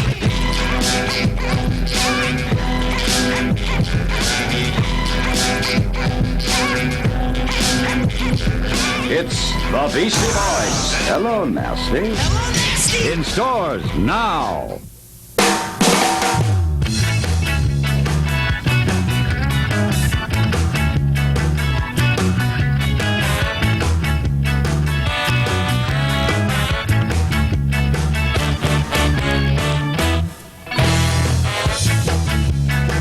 Jetta TD FPI, you can get 1.9% APR over 24 months. On the road of life, there are passengers and there are drivers.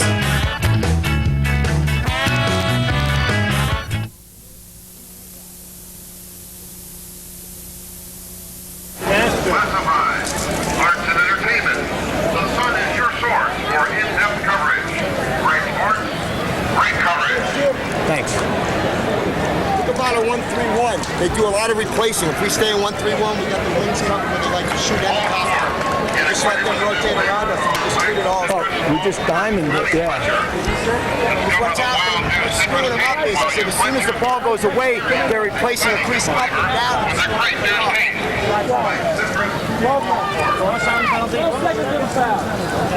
12 seconds. No possession.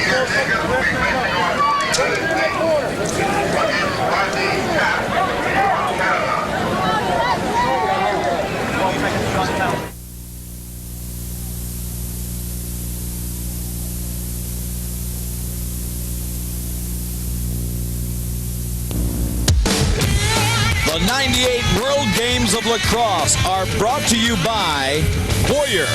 Warrior Lacrosse, providing Team USA with the means to dominate. By Volkswagen, drivers want it. By US Lacrosse, the national governing body of lacrosse. And by Lexus Luxury Automobiles, the result of a relentless pursuit of perfection.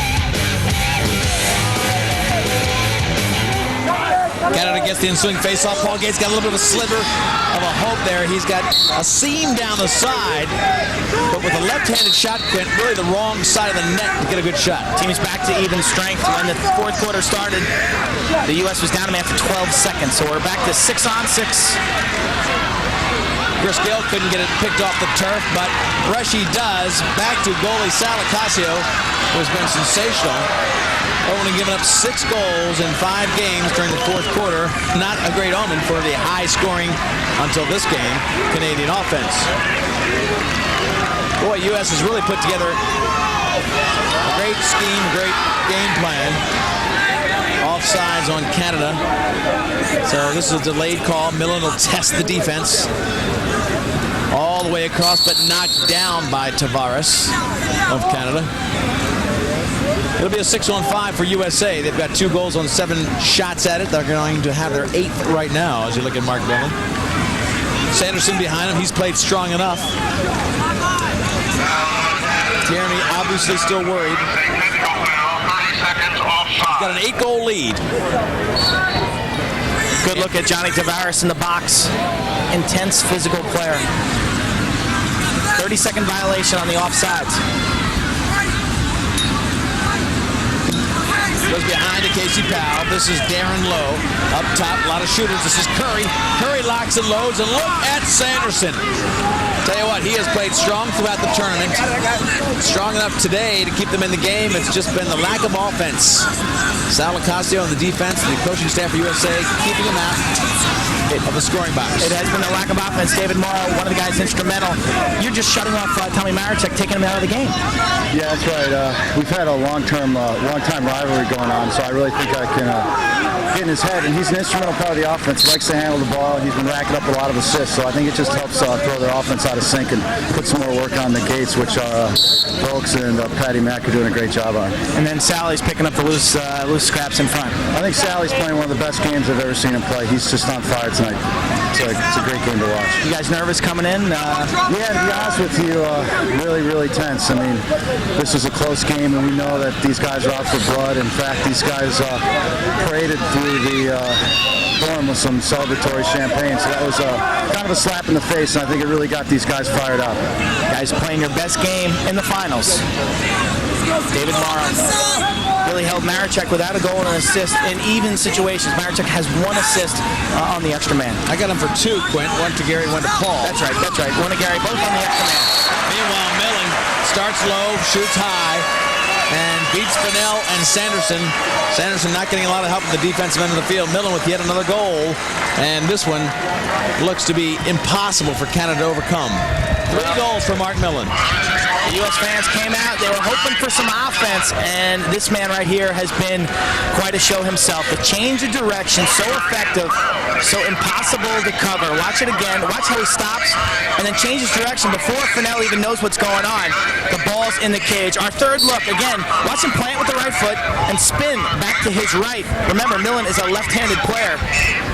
Just impossible to stop when a player can jump back and forth with that explosiveness. Veltman gets the face-off. Rodney took the face-off. Veltman gets the feed inside. Hold call against DiTomaso, and he's going to go to the box. 13-6. Canada leading the face-off. That's a shocking statistic to me. It looks like a 2-1 margin, but that's the number presented. 6 players for Canada. This is Paul Gate. Down to Maricek, the right-hander. And the extra man now moving. Up top, big left-handed shot. Ripping it from up top is Paulie Gate. Showing a little bit better accuracy as he finally gets a little bit loose. Paul Gate, 2 goals in a row after 2 by Gary. And the score now 13-5. They've got to score pretty quick, like every minute, to keep in this game. And the extra man has really been the medicine for Canada's woes. Gate this time sizzling one past Locascio. He hit the pipe earlier on a similar shot. But remember what I said about shooting from in front of the goal. Much easier to shoot from directly in front of the goal. You can work the goalie to both sides. So many of the Canadian shots have come from severe angles. The last 2, however, have come from decent angles in front, and they've scored. Paulie Gate with 2, and now Gary Gate with 2 also. To show you how important Maricek is, Maricek feeds on the last 2. He's fed on the last, or 3 of the last 4, and all 3 of the extra man. It's been Maricek on that play. So when he's unshackled by the great shadow of David Morrow, he is effective. They have so many talented left-handers in their lineup that they need someone on the opposite side, the right-hand side, to get the ball back across. And Maricek fits that bill. Normally, he's known as a shooter, but with this offense, he's had to really change his game and prove his versatility, and he has now with really a team leading 18 assists and a tournament leading. He and Darren Lowe are in the run for the tournament lead in assists. Darren Lowe takes the ball behind. Rysick gives him a check, and watch out, Fennell, as he came by him. Millen brought Fennell by him. Fennell got the stick in there and put the ball on the AstroTurf. Canada, because of their lack of experience with long sticks, not a real slick-looking clearing team. But they managed to get this one downfield. Back into the stick of a Gate brother. Tommy Maricek. Now getting a little breathing room with Pat McCabe playing. Charlie Lockwood playing defense. Here goes number 9, Shearer, with Gary Gate behind the goal, backing it up. Gate will bring it in. He's got Maricek to his right. Take a look at Shearer there. Here goes Maricek. Maricek antsy to get a goal. Wheeling in, has a shot, and chipped off the leg of Salacasio. Good pressure put him by the Canadians, and just over the head. Call saying the lights got me. That'll be off on White. Goes to Canada. Stevie Toll, number 24 for Canada. So tough. Really impressed me in this tournament. A minor league hockey player, but he has shown that he can play with the best in this sport. Quentin, watch this. Paul's got a little bit of room. See if he takes it. Nope. Maricek out front now. Pat McCabe too. Coming out, getting a little bit of room. Maricek, I sense, is antsy to get a few numbers on the board. Such a leader in the offensive end.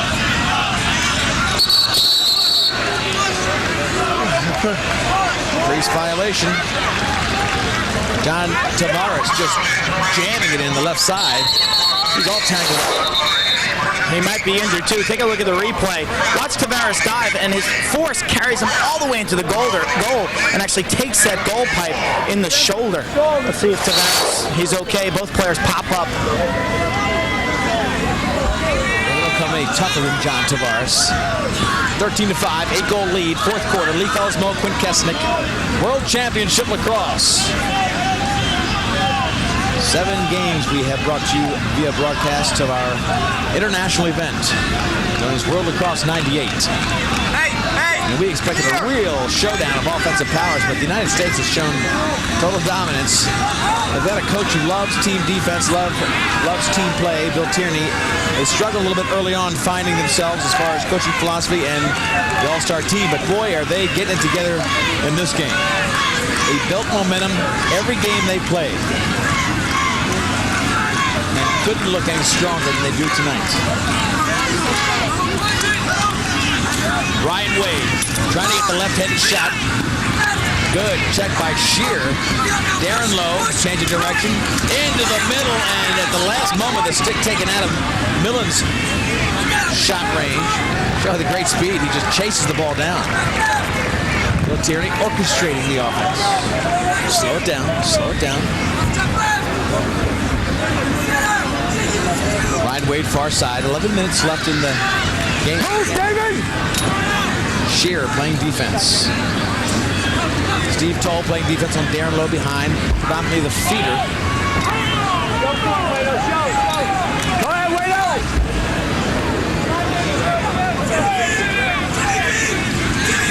Ryan Wade coming in with a left-handed shot. Finally gives it a little jump step. And maybe waited too late, Quinn. Didn't have much of an angle by the time he took that shot. Yeah, you can see the U.S. offense clear that entire side out for Wade, but good job defensively. You want to force your man down the side to that severe angle. Much like hockey, you want to protect the middle of the ice. In lacrosse, those are shots you will give up, low percentage. Watson now with the ball. It looks like Canada trying to extend the defense. They try to get it back. Goalie out, 10-man ride. Good check by Canada, and they finally get it back. The patient offense by U.S. forced Canada to go into the 10-man ride. If you look at Steve Toll, that meant the goalie came out of the goal, and they pressured the ball. It's risky, but that is the time of the game. This is the time of the game where Canada has to take some risks. 8-goal deficit with 10 minutes to go. They can't afford to let the U.S. beat up chunks of time. A good move by the coaching staff. Frank Nielsen and his staff, I think, have done a tremendous job. We talked about it before this game and how they've molded this defense. Up top, here's a shot coming. Ball game inside, and Stella Locascio comes up with a huge save. Delayed penalty. That was major. And again, they put it stick side on Sal, but you better put it in a better location than that to beat Sal Locascio. He held his ground, did not guess, waited to the last moment, and this basically hits him right in the stick. Watch the location. See Sal sticks right now. He doesn't have to move it very much, but pops that ball up into the air. Big save right there. Canada now with a full extra man on a slash call. They have been lethal on the extra man. They've scored 4 on 6 opportunities. Bowen has the ball now looking for help. Another penalty on USA. They have to come up with a goal, Canada, to stay in this game. No angle there. And look at that, backed up by USA. No, the penalty will give it back to Canada. Sorry about that. U.S. shutting off Gary Gait behind the cage. Hold it there, hold it there, hold it on the line. Reed Jackson comes out, penalty on him. That was on number 40, Reed Jackson. Now you've got 6 on 4. They need a good shot here. Can't handle it cleanly. Paul Gait misses it. Bowen has it, trying to get in close. Gill with a finishing shot. Gill parked in front. Nice move by Bowen to fake like he was going to crank the right hand. And Gill just picks up the feed and buries it, much like he did the first goal of the game. Identical. Bowen with both assists to Gill on the extra man. The 5th extra man goal for the Canadians. Watch this stick control by Gill. Doesn't really catch this, just redirects it very quickly past Locascio. Amazing, because you can see Gill doesn't really know where the goal is. Can't see it. Catches, turns, and finishes. Just tremendous stick control. Again, a third look. Watch him just redirect that past Locascio without looking. Uncanny ability. And here comes Paul Gait. Team's an even strike, but he can get a shot off here. Great speed, great power. Good check by Di Tommaso. Game is 13-7, 7 goals separate. Canada on a little bit of a run, but they need more shots. 13-6 is the score, 7 goals separate. Another foul on Team USA, and I bet you Bill Tierney hating the defensive checks that get you penalties. Andy Ross. When you're ready, move! Is it a pattern here? Number 13, Andy Ross, 1 minute slashing. Shot! his comment was, are we seeing a pattern? Are you detecting a pattern, folks? In other words, his guys are being a little bit too aggressive. He doesn't want the stick checks that might cause penalties. Canada needs one here. Paul Gate. Bowen fakes it. Far side. Sneaks it in there. Big shot. That rocket makes it goal number 7. Down to a 6-goal game, and there's life on the Canadian sideline. Tavares with his first goal of the game, pegging the near corner. Jimmy, are you kidding? Let me tell you, this game is far from over right now. 6-goal deficit with 6:55 to go. The Canadians aren't dead yet. Tavares with a quick release. Scott LaCassio before he has his feet set. Jamie Bowen with yet another assist on the extra man. Face-offs become huge as you watch that replay. Face-offs, they have to have possessions. If you've watched the NCAAs and know Bill Tierney, his team at Princeton can hold the ball without giving it back for 6 minutes. And that's what he'll be looking for from his team here in the World Championships. What are we doing?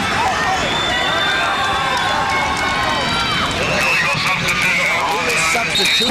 You gotta run the box. Did run the box. Ron Wade stepped up.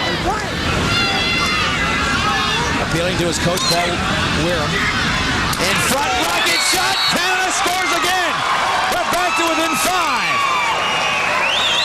And they've got everybody thinking on the sideline of USA. The United States has dominated the game, but now thinking about a possible Canadian run. 3 goals for Gill. Chris Gill is so lethal in front. Again, just a little pass. He handles in traffic and snaps it. Playing attack right now. Paulie Gate will get this assist. Watch him double-teamed, leaves Gill slightly open, and he just elevates Sal LaCassio. Look at the double-team. Look at all the attention that Paulie Gate draws. He's double-teamed by Jacobs, who leaves Gill, and about a 12-yard shot in traffic has the Canadians back in this ballgame, down by 5. This is not over yet. Not by any stretch of the imagination. They get the face-off, and they've reconstructed the attack for Canada. They got rid of the guys that were not producing. They want Marechek in there, but they put John Tavares back there with Chris Gill. They want shooters. Big shot over the shoulder. Gary Gate fake behind the back, and he's got rope. 13-9. They're back to within 4. Gates got a hat trick, an unbelievable fake. I think LaCassio thought he was going to carry this ball behind the cage. The Canadians have reeled off 5 straight goals. They have been winning the face-offs and converting their shots. Again, watch the fake. Volker and Gary Gate, the primetime matchup. Volker doing a decent job right here. The fake right there behind the back. LaCassio drops his stick. The Canadians down by 4. Coach Tierney forced to use a timeout. What a change of events. When we come back, Canada on a run against the defending champs, USA.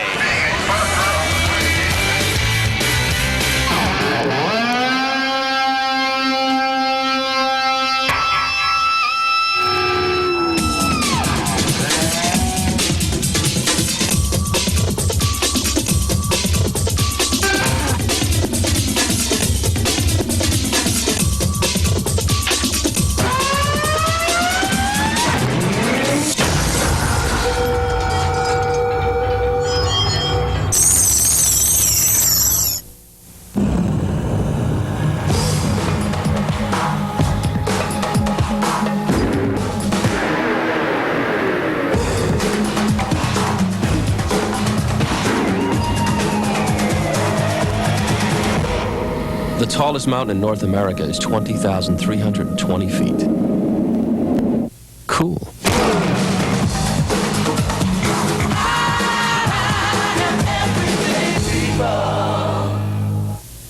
As a lad growing up in the outback, golf legend Nigel Bridges showed little aptitude for sports. He wasn't very good at rugby or cricket, or so it seemed, at golf. But he tried and he tried and he tried and he tried and he tried.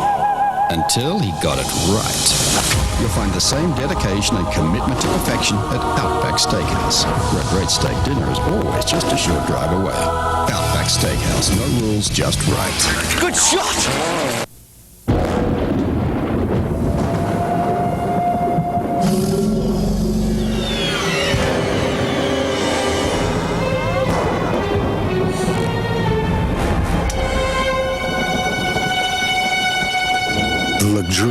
Lexus ES 300. All the security and comfort you're looking for at a price that most only dream of. At Lexus of Annapolis and Lynn Stoller Lexus in Owings Mills today. Canada on a roll. We're back to a 13-9 game. A lot of scoring. That one by Gill. He has been a big part of this comeback. Another one out front by Gill. And Tierney cannot believe that his team is giving him mistakes to allow opportunity as Paul Gate gets the face-off from a dominant Rodney Tapp. Tied up by Jacobs. Gets through one and tied up by another player. No foul call. Ball still loose. Gary Gate comes out far side. Picked up in midair. And he's got more rope on the far side. Unbelievable handle by Tavares. He went up to the sky to pull down that pass, and he gets the 10th goal of the day. An amazing catch by Johnny Tavares. Gate wins this ground ball and then just flings the ball about 30 yards crossfield. Tavares one-handed the top of his stick and then beats Lacasio high. That seems to be the key. Most of their goals recently have come over the shoulder of Sal Lacasio. Tavares, his second goal here late in this ball game. Leaf, unbelievable turn of events. Hold call against Jacobs and the face-off team. Domination on face-offs by Canada, but they throw it away. Jacobs back to his wingmates, and here comes Andy Ross with a lot of speed. He'll just take it up. Ross, Darren Lowe trying to get control. Ross being ragged by Canada. Canada had it, quickly threw it away. Jacobs, he'll reel off. They'll try to shoot. Will they? Back door, no, they throw it out of bounds. And it goes back to Canada. You know that Coach Tierney just wanted them to sit on the ball. Less than 3 minutes to go in the game, Leaf. The clock stops now every time the ball goes out of bounds or we have a whistle. You know that Coach Tierney wanted them to sit on possession. They didn't get the shot on goal. Watch Paul Gate coming in with another shot. A test. And Lacasio comes up big. Ball loose. Behind the back, he makes another save. Lacasio has saved his team from goal 11. Great job by Sal. Big hit by Beltman. We're going to have a timeout on the U.S. side. Millen called timeout, and I think the U.S. might be out of timeouts. Let's see. Back up, back up. Stay focused. Out of the box, out of the box.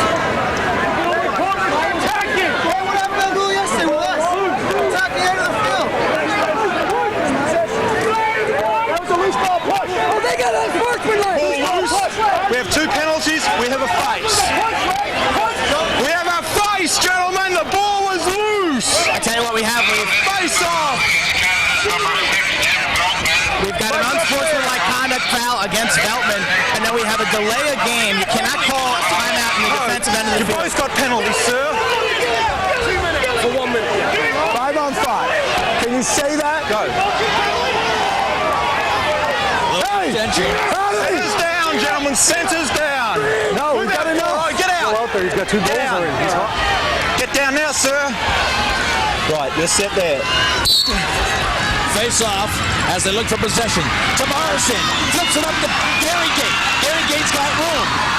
Short stick, Jackson on him. Gary Gate pushing it in, and a great strip by Patty McCabe. And now you may never see the ball again on the red end of the field.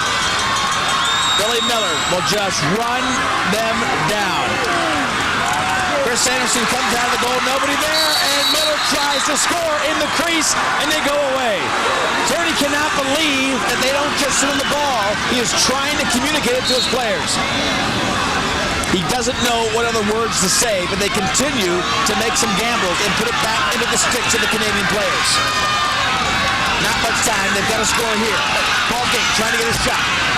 Behind, Gary couldn't collect the ball.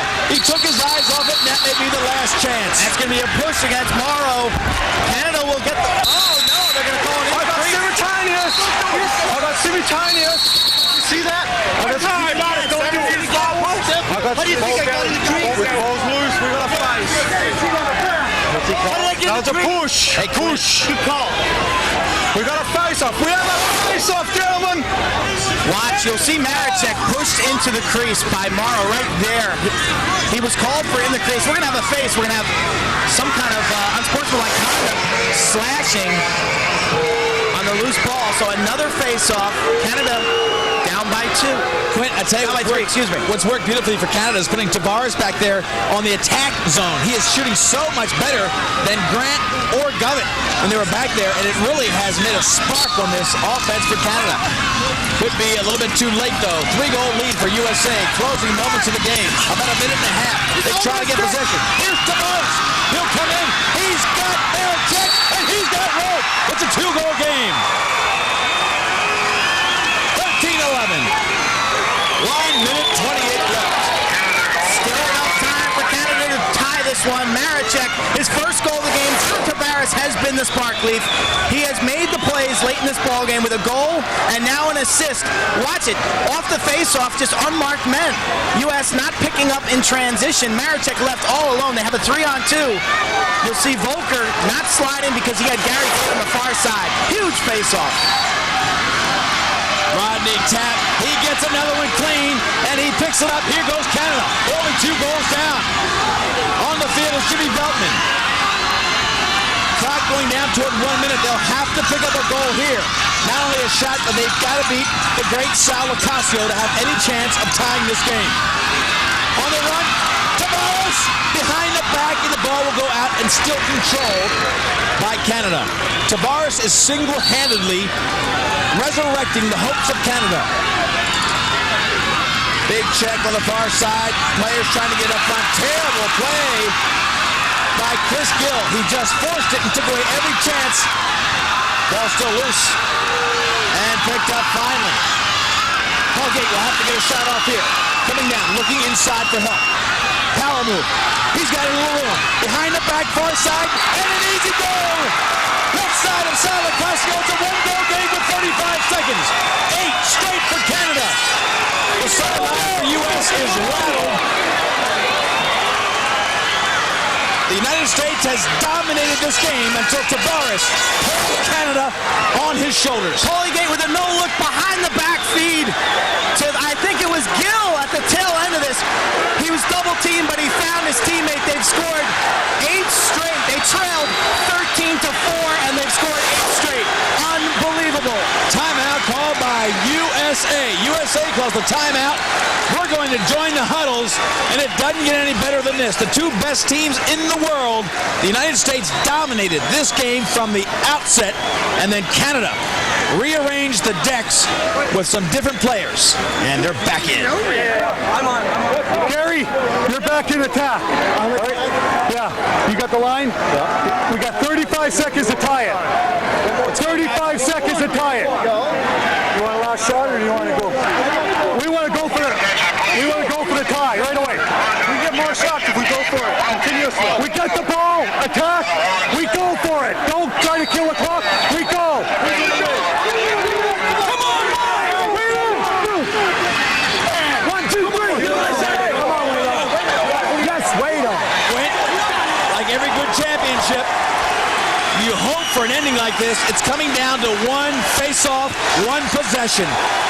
Rodney Tapp against Ryan Wade, it looks like. You got Volker and McCabe on the wings for the U.S.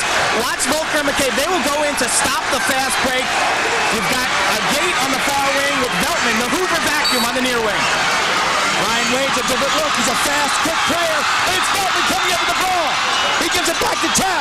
Tapp comes down, nobody in front of him. Looking for help, a shot, and a goal! The game is tied by Canada. With 23 seconds left, it's 13-13. The Canadians have done the impossible.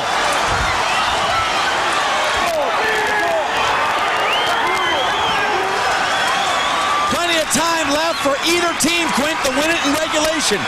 They have rearranged their attack. They put the shooters back there where Grant and Govett were not getting it done, and it's been produced. And they're shooting high. Tapp wins the face-off to Veltman. Back to Tapp, and Paulie Gate just lets a laser go. It's tied up with 23 seconds to go. They can win it in regulation if they get possession. Ball going toward the out of bounds. Clock winding down. Possession key. Bouncing around. Pushed up. Stevie Toll. Rodney Tapp's got it. They might get a shot. Toll with 9 seconds. Toll with great speed. Trying to get inside. He'll take a shot. Toll goes behind. No shot left. Toll cannot get the shot off. We're going OT. clock on the stadium has expired, and we are going into overtime, folks. Canada has done the unbelievable, and they have tied it and sent it into sudden death. Last 9 goals for Team Canada against a team from the United States that was dominant in almost every facet, maybe except faceoffs. The most incredible turnaround in any lacrosse game that I have ever seen, Leaf, and I think you'll agree. Paulie Gay ties it up with 23 seconds to go. Rodney Tapp on the assist. He's been winning every face-off. The Canadians just would not give up. This ball game was long over, 13-4, and they come back with 9 straight, and all the momentum now entering this 2 4-minute overtime periods with the Canadians. Leaf, explain the rules. Well, the 2 4-minute, pretty straightforward. Sudden death if it's still tied, and I'll tell you what, this one has had a huge momentum shift. I thought it was mathematically impossible. They had a big lead with 7 minutes to go. Think back to a couple times when United States would not hold the ball, Quint. They had 3 different possessions where if they just held the ball, the game was over. I have to give the Canadians credit here. Rodney Tapp wins the face-off, back to Veltman, and then back to Tapp. They're off to the races. This is a 4-on-3. Tapp does a good job getting the ball to Paul Gate. Nobody's there, and he leaves Lacasio, who hasn't made a save in about 4 minutes, all alone. And Gate, with a 98-mile-an-hour shot here, you'll get a great view right here, sizzles it by Lacasio. Nothing you can do as a goaltender there. I felt that wrath before. We have 2 4-minute periods. It's 0-0. We are the best. You guys are the best. You guys gotta believe it. Come on, come on. We're gonna keep going. Keep going with the guys we have. Start this fucking game. We're gonna win by 1 goal. Start this fucking game. Well, the huddle getting finished for Canada. Bill Tierney getting his team back on track. And Quint, one of the toughest things in the world to do is get your team back on track after a momentum swing. There's been such a huge momentum swing. Now the United States has to recollect themselves and do the things they know how to do. Sal Lacasio, who played like an MVP for most of this game. In the 4th quarter, his defense stopped moving. The Gates got their good shots. It really all started on the extra mans. Remember those extra mans when they were down 13-4? They scored 2 in a row. That got their confidence. That got them believing that they actually had a chance. And I've got to give the Canadian coaching staff a lot of credit. 10 minutes to go, they started gambling defensively. They did not wait for the last 4 or 5 minutes. They gambled with 10 minutes to go because they calculated that that was the kind of time they need. Rodney Tapp has been dominating the faceoffs. He gets another possession. It's not sudden death. 2 4-minute periods. They'll switch ends. Gary Gate collects it from the wing. Let's see the makeup. Johnny Tavares stays on the attack, and that has been the biggest single change they've made. John Tavares rose up and raised the level of play on the attack into the field to make all 6 guys on offense a big-time threat.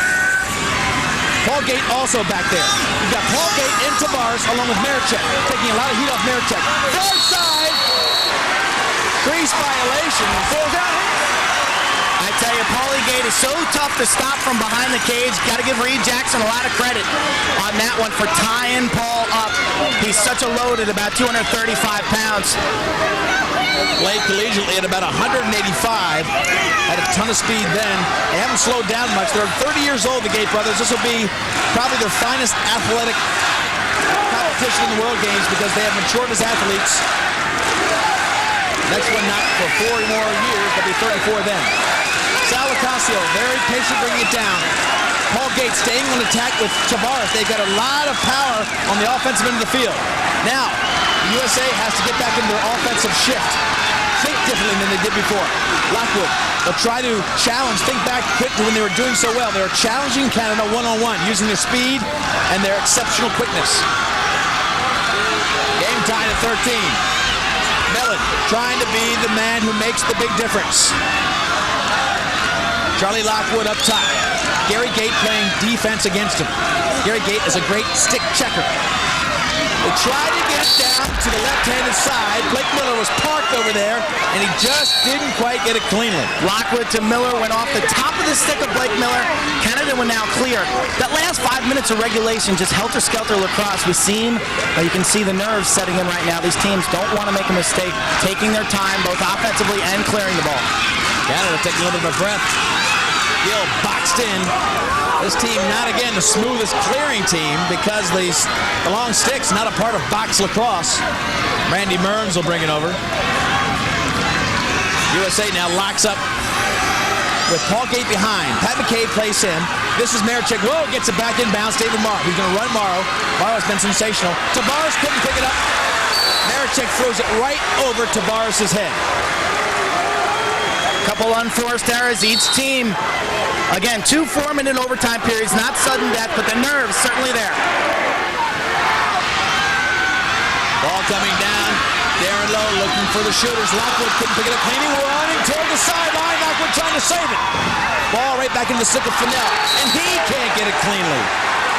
We're in overtime. 2 4-minute periods. We want to remind our affiliates we'll take an affiliate break. A break for our affiliates. It'll only be 1 minute long. It's unscheduled because this overtime is as well. Our next break between periods will be for you affiliates. 1:25 left. Lockwood coming out. Sudan now a fresh midfielder for the U.S. coming in. Mark Millen showing the speed. Fennell trying to put stick on his numbers. Left-handed laser could be the game winner. He put the United States on top again, 14-13. They have not been behind since the opening goal of the game when Gill scored. We have seen Millen do this all week long in this tournament, and he picked the best time in his career to score a goal. Isolating against Fennell. Here it is. You'll see he just turns the juice on right there and catches Sanderson napping in the goal. Again, a look at it, just a strong left-handed move with a lot of speed. Look at the accuracy. That ball deflecting off of the post. Ryan Wade trying to get his first face-off, and he does get possession. Ryan Wade looking for a shooter. Far side, easy dunk. Aaron Rose got the 2-goal lead for USA.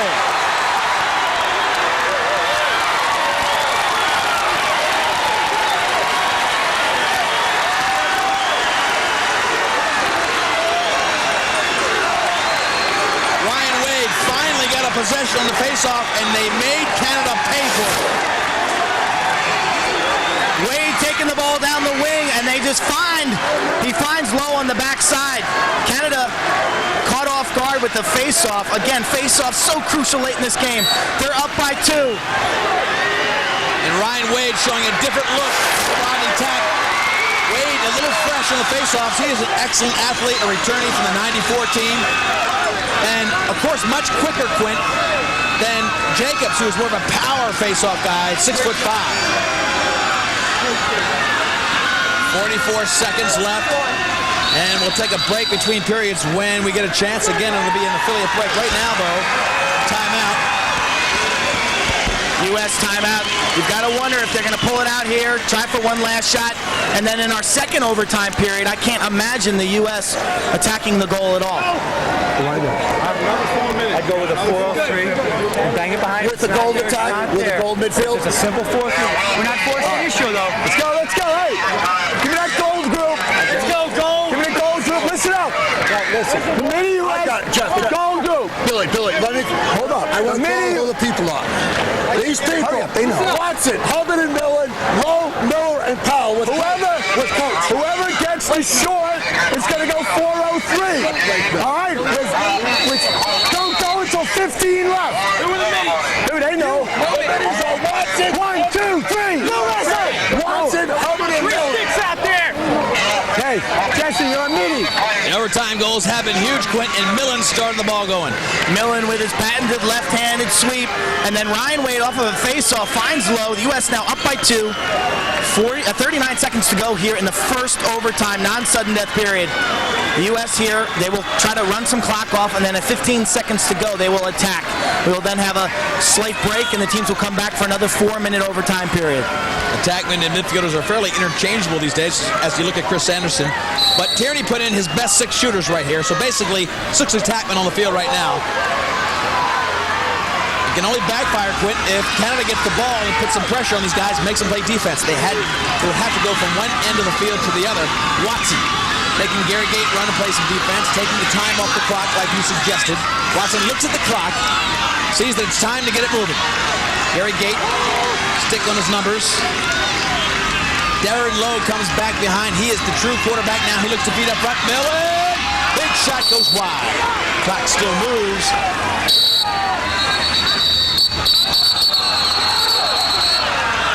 Timeout called by Canada. Ball out of bounds. And that's surprising. That gives the U.S. time to make a play. It's U.S. ball out of bounds with 5 seconds left. So the only reason I think you'd call timeout there is to rest up, catch your breath, off that, and just gonna drive it in. They got nothing to worry about if they make it on the stick side, right? On the stick side. Ball side, guys, come on. On the sticks. That's all they're gonna do is what you just did right there. They're gonna try to find one guy, and they're gonna try to drive it through. Look, be careful. With 6 seconds, he's a look inside, but he still has time to dodge to the goal, so you can't be careless back here, okay? Everybody's on the ball. Come on, let's go. Quick. Come on. Let's go, fellas. Let's go, so. Come on, guys, let's go. Hey, go. Come on, guys. 1, 2, 3. All right. 6 seconds to go in our first overtime period. This game was being almost laughable because the United States dominated so much during the regulation. About 7 minutes to go, they had such a huge lead, but then Canada came flying back, tied it in the last 20 seconds of the game, 13 all. But then the USA has scored 2 in the first of 2 4-minute overtimes. This is the final 6 seconds. Miller so fast, driving on Fennell, looking up front. Hubbard inside to Watson, who got the shot, but it went wide. That'll end the first period. We're going to take a 1-minute affiliate break. You affiliates, roll your spots and come back for the second 4-minute overtime. U.S. 15, Canada 13.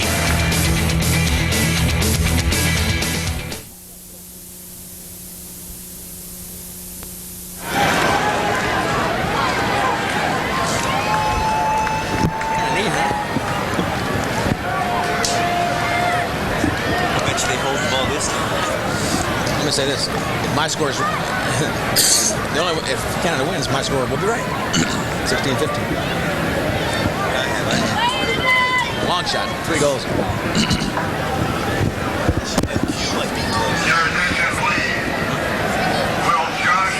They gotta get possessions. Wade's doing a nice job.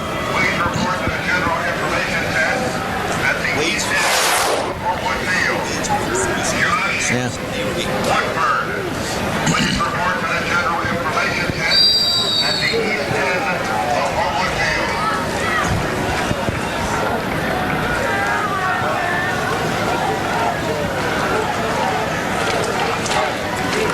Baltimore, Maryland, the host site, the host city for World Lacrosse 98. Look at this crowd. Meanwhile, the score 15-13. That was the 2 goals scored by USA after the game was tied in regulation. The attendance approaching 11,000, and that would be a record, I'm sure, for championship games in world competition. And there we are. This is what they're playing for. World championship status. And, of course, Sal Ocasio and USA, the defending champions, looking to bring it home as defending champions. Mark Millen, Toll behind there. That's Darren Lowe up front. Ryan Wade has won 3 straight faceoffs. He gets faceoff number 4, and he has been huge in getting possessions for his team. That is the biggest difference in the game. Ryan Wade coming down. He'll can it right here and in the game with a big save by Chris Sanderson. Unbelievable. Ryan Wade got the faceoff for the 4th straight time, but then they give the ball back. Offsides on USA. It's going to set up an extra man and quit. When Canada makes their runs, it's usually on the benefit of an extra man play. They're going to get one. I've got a legal procedure, 2 many men on. We've got. It's all right. It's all right. Referee's error. Ball will stay white. That's a good call. The chief box official overruled the referee who dropped the flag. Jesse Hubbard had stepped on the field. He thought it initially was an offsides call. Made the correct call. Then he gave it to the wrong team. He had the wrong color. He had the wrong play. It's tough in the overtime for the refs too. Final 3.5 minutes. Gary Gait driving in. It's Paulgate. Paulgate goes for the check, but Pat McCabe goes behind him. 28 saves in the day for Sal Ocasio. He's had a nightmarish 4th quarter because of the great offense of Canadians shooters. That was was a big save. Follow-up goes wide. No goal. The ball is pushed to the wing. They're down by 2. Marechek now as Morrow comes up. Big room up top for a shot by Gary Gate. Another stick check, that time by Volker. They're really putting a lot of checks on the shots and saving the hard shots from Salacasio. Randy Burns up to Paulgate. He'll lock up on Brian Volker. Volker over the top as he rolls back right. Shifted up to John Tavares. Crease violation. It's a push call. Push call against the U.S. Locascio made the biggest save of the day against Tavares. Tavares mixed it up earlier, shot high. This time Sal went down to his knees all over that. Huge save, 2:30 to go. They're asking a lot of Sal. This will be the 5th shot on Salacasio. And Marechek puts it in the net. Marechek makes it a 1-goal game, 15-14. Brian Wade has been dominating the faceoffs. Can he get it back for USA? Unrelenting pressure by the Canadians. Marechek through a host of bodies. Watch his shot. Locascio gets a piece of that with his stick in his knee. And Marechek has got the Canadians within 1. Unbelievable pressure. They generated about 5 shots in that possession. Salacasio was absolutely sensational, but they got the multiple shots. Second goal of the night for Marechek. And now back to the faceoff. It's been a run of 4 straight for Ryan Wade. Ryan Wade has literally saved his team by getting possessions the last 4 times. Rodney Tapp locking him up. Ball still loose, and here comes Tapp out of the scrum. 2:20 left. Tapp gets possession, gives it to Veltman. He'll come off, and Chris Gill will come on. Tavares on the offensive end. He has the ball now. Lee Jackson with a short stick lined up. This is a good spot for Tavares to take the short stick. Tavares senses it, looks far side. Veltman, he wants to feed, so he'll get it behind. This is Gary Gate. Gets it, tries to get the ball. Veltman will have to let it down. He won't catch it. Who will get the ball? It can't go over. Veltman still scrambling, and he is knocked out by Bresci. Interference called on Bresci. Watch out, U.S. Set up because here come the guns. Paulgate dipping inside, flipping it off to the wing, and they just missed the goal. They had an open goal. Beautiful play. Crease violation goes to USA. Tavares missed the net. He missed the net. He had it. And watch him get wailed on. Watch Locascio just drop on him. The Canadian coach is upset that the clock was running. Coach Huntley on the sidelines absolutely going crazy. Canada calls timeout. It'll be U.S. ball, 1:44 to go. Let's go, let's go. Here it is. Come on, what are we doing? Pay attention. 10 men. Pay attention, defense. Go 10 men right. We need the attack. We need the attack. Ziggy. We're going 10 men. So I want Tommy Fair on the ball. Okay. T Fair on the ball. On the offensive side? Yes. Okay, T Fair on the ball. Everybody locks off. Top, they're going to have a 10 man. I want you down on the restraining line. 4 minutes. Yeah, 4 minutes. Yeah, they're coming down to restraining. 4 minutes. 4 minutes. 1 minute. Make sure you stay back as we clear it. All right, folks, you and Patty are on. Yes, you're on. I want the first midfield. First midfield plus Charlie. All right? Let's go. Let's get it cleared. No. All right, here we go. 1, 2, 3. USA. You want something to keep in the box here? No. Okay. A lot of speed by the U.S. Leaf. Look for this fast midfield to try to run through traffic. It's the best way to defeat a 10-man ride. If you can defeat your man, that breaks it down. Sanderson will be out of the cage. Look at Marechek's goal that made this a 1-goal game. Locascio with a piece of that and the ball trickling past. And then, of course, the Tavares shot, Quint, could have tied the game. He had an open net. He has been so magnificent helping to bring his team back. Let's see if Fair won't be able to stay with Curry. Curry has great speed. It'll have to be Sanderson doubling him.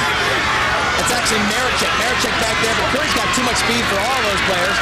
They're chasing him down, ball back loose. Here comes Canada into an open net with the ball checked again. It's on the field because McCabe.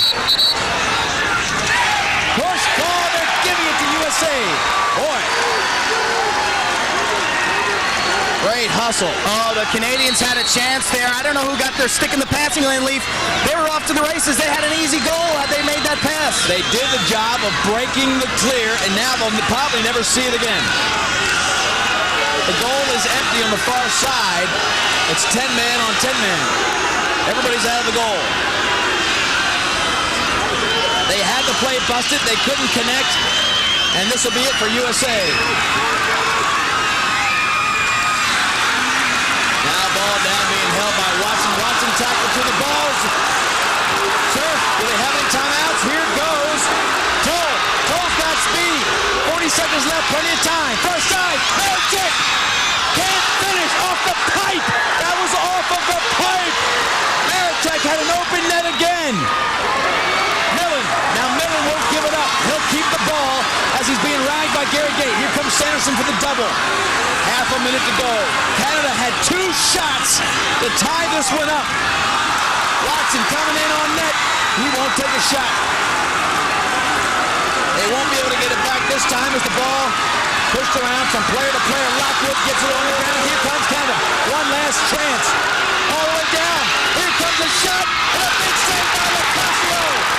That'll end the game. Locascio becomes the MVP to most of the crowd here. 3 seconds left, but that'll be it. Quint, they had tremendous opportunities, and Locascio saved them in the end. Maricek hit the post on the first one, and then Sal made an incredible save on that second one. Leaf, this is just unbelievable. The chances were all there. They just couldn't connect, and credit USA for keeping their composure. Sal Locascio just saved them time and time again. Not enough time left. I tell you that Maricek, watch this play. Tavares on the end will take a bounce shot. Locaccio's right there, controls his rebound. And Maricek with a foul right there. That's interference with the goaltender. And Sal's pumped. Only 3 seconds needed to come off the clock, and the United States will win a hard-fought championship against Canada, a team they dominated for most of the game, and then had to sit there and withstand a barrage of offense like they had never seen in the tournament. But Sal Locascio sealed the winner's goal. USA, world champs, 98.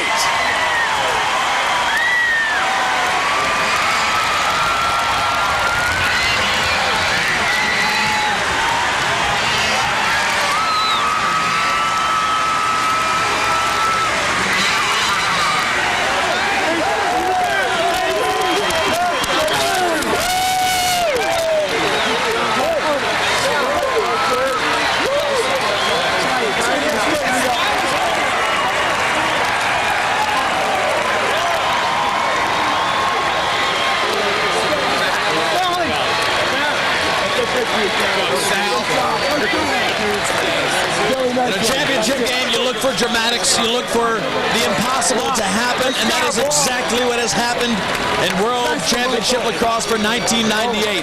This star-studded team controlled the game from the get-go. They had a huge lead, but Canada didn't give up. Our Warburg Pincus player of the game, the defending holder of that title, Mark Millen. 4 goals, 1 assist, 20 goals on the tournament. First goal of that overtime to really give them a little breathing room. Mark Millen, again, today becomes our MVP of this championship game. Yet to be determined if he is the MVP of the tournament. But our hats off to the defending champion team, Bill Tierney and his staff, and Warrior, the official sponsor, taking this team to a new world championship. Canada, playing about as good as you could get in the 4th quarter. Our congratulations to both teams and to the world champion United States team. For Quint Keswick, I'm Lee Felsmo. Thanks for watching our World Lacrosse Championship for 1998. This year's champions, the U.S.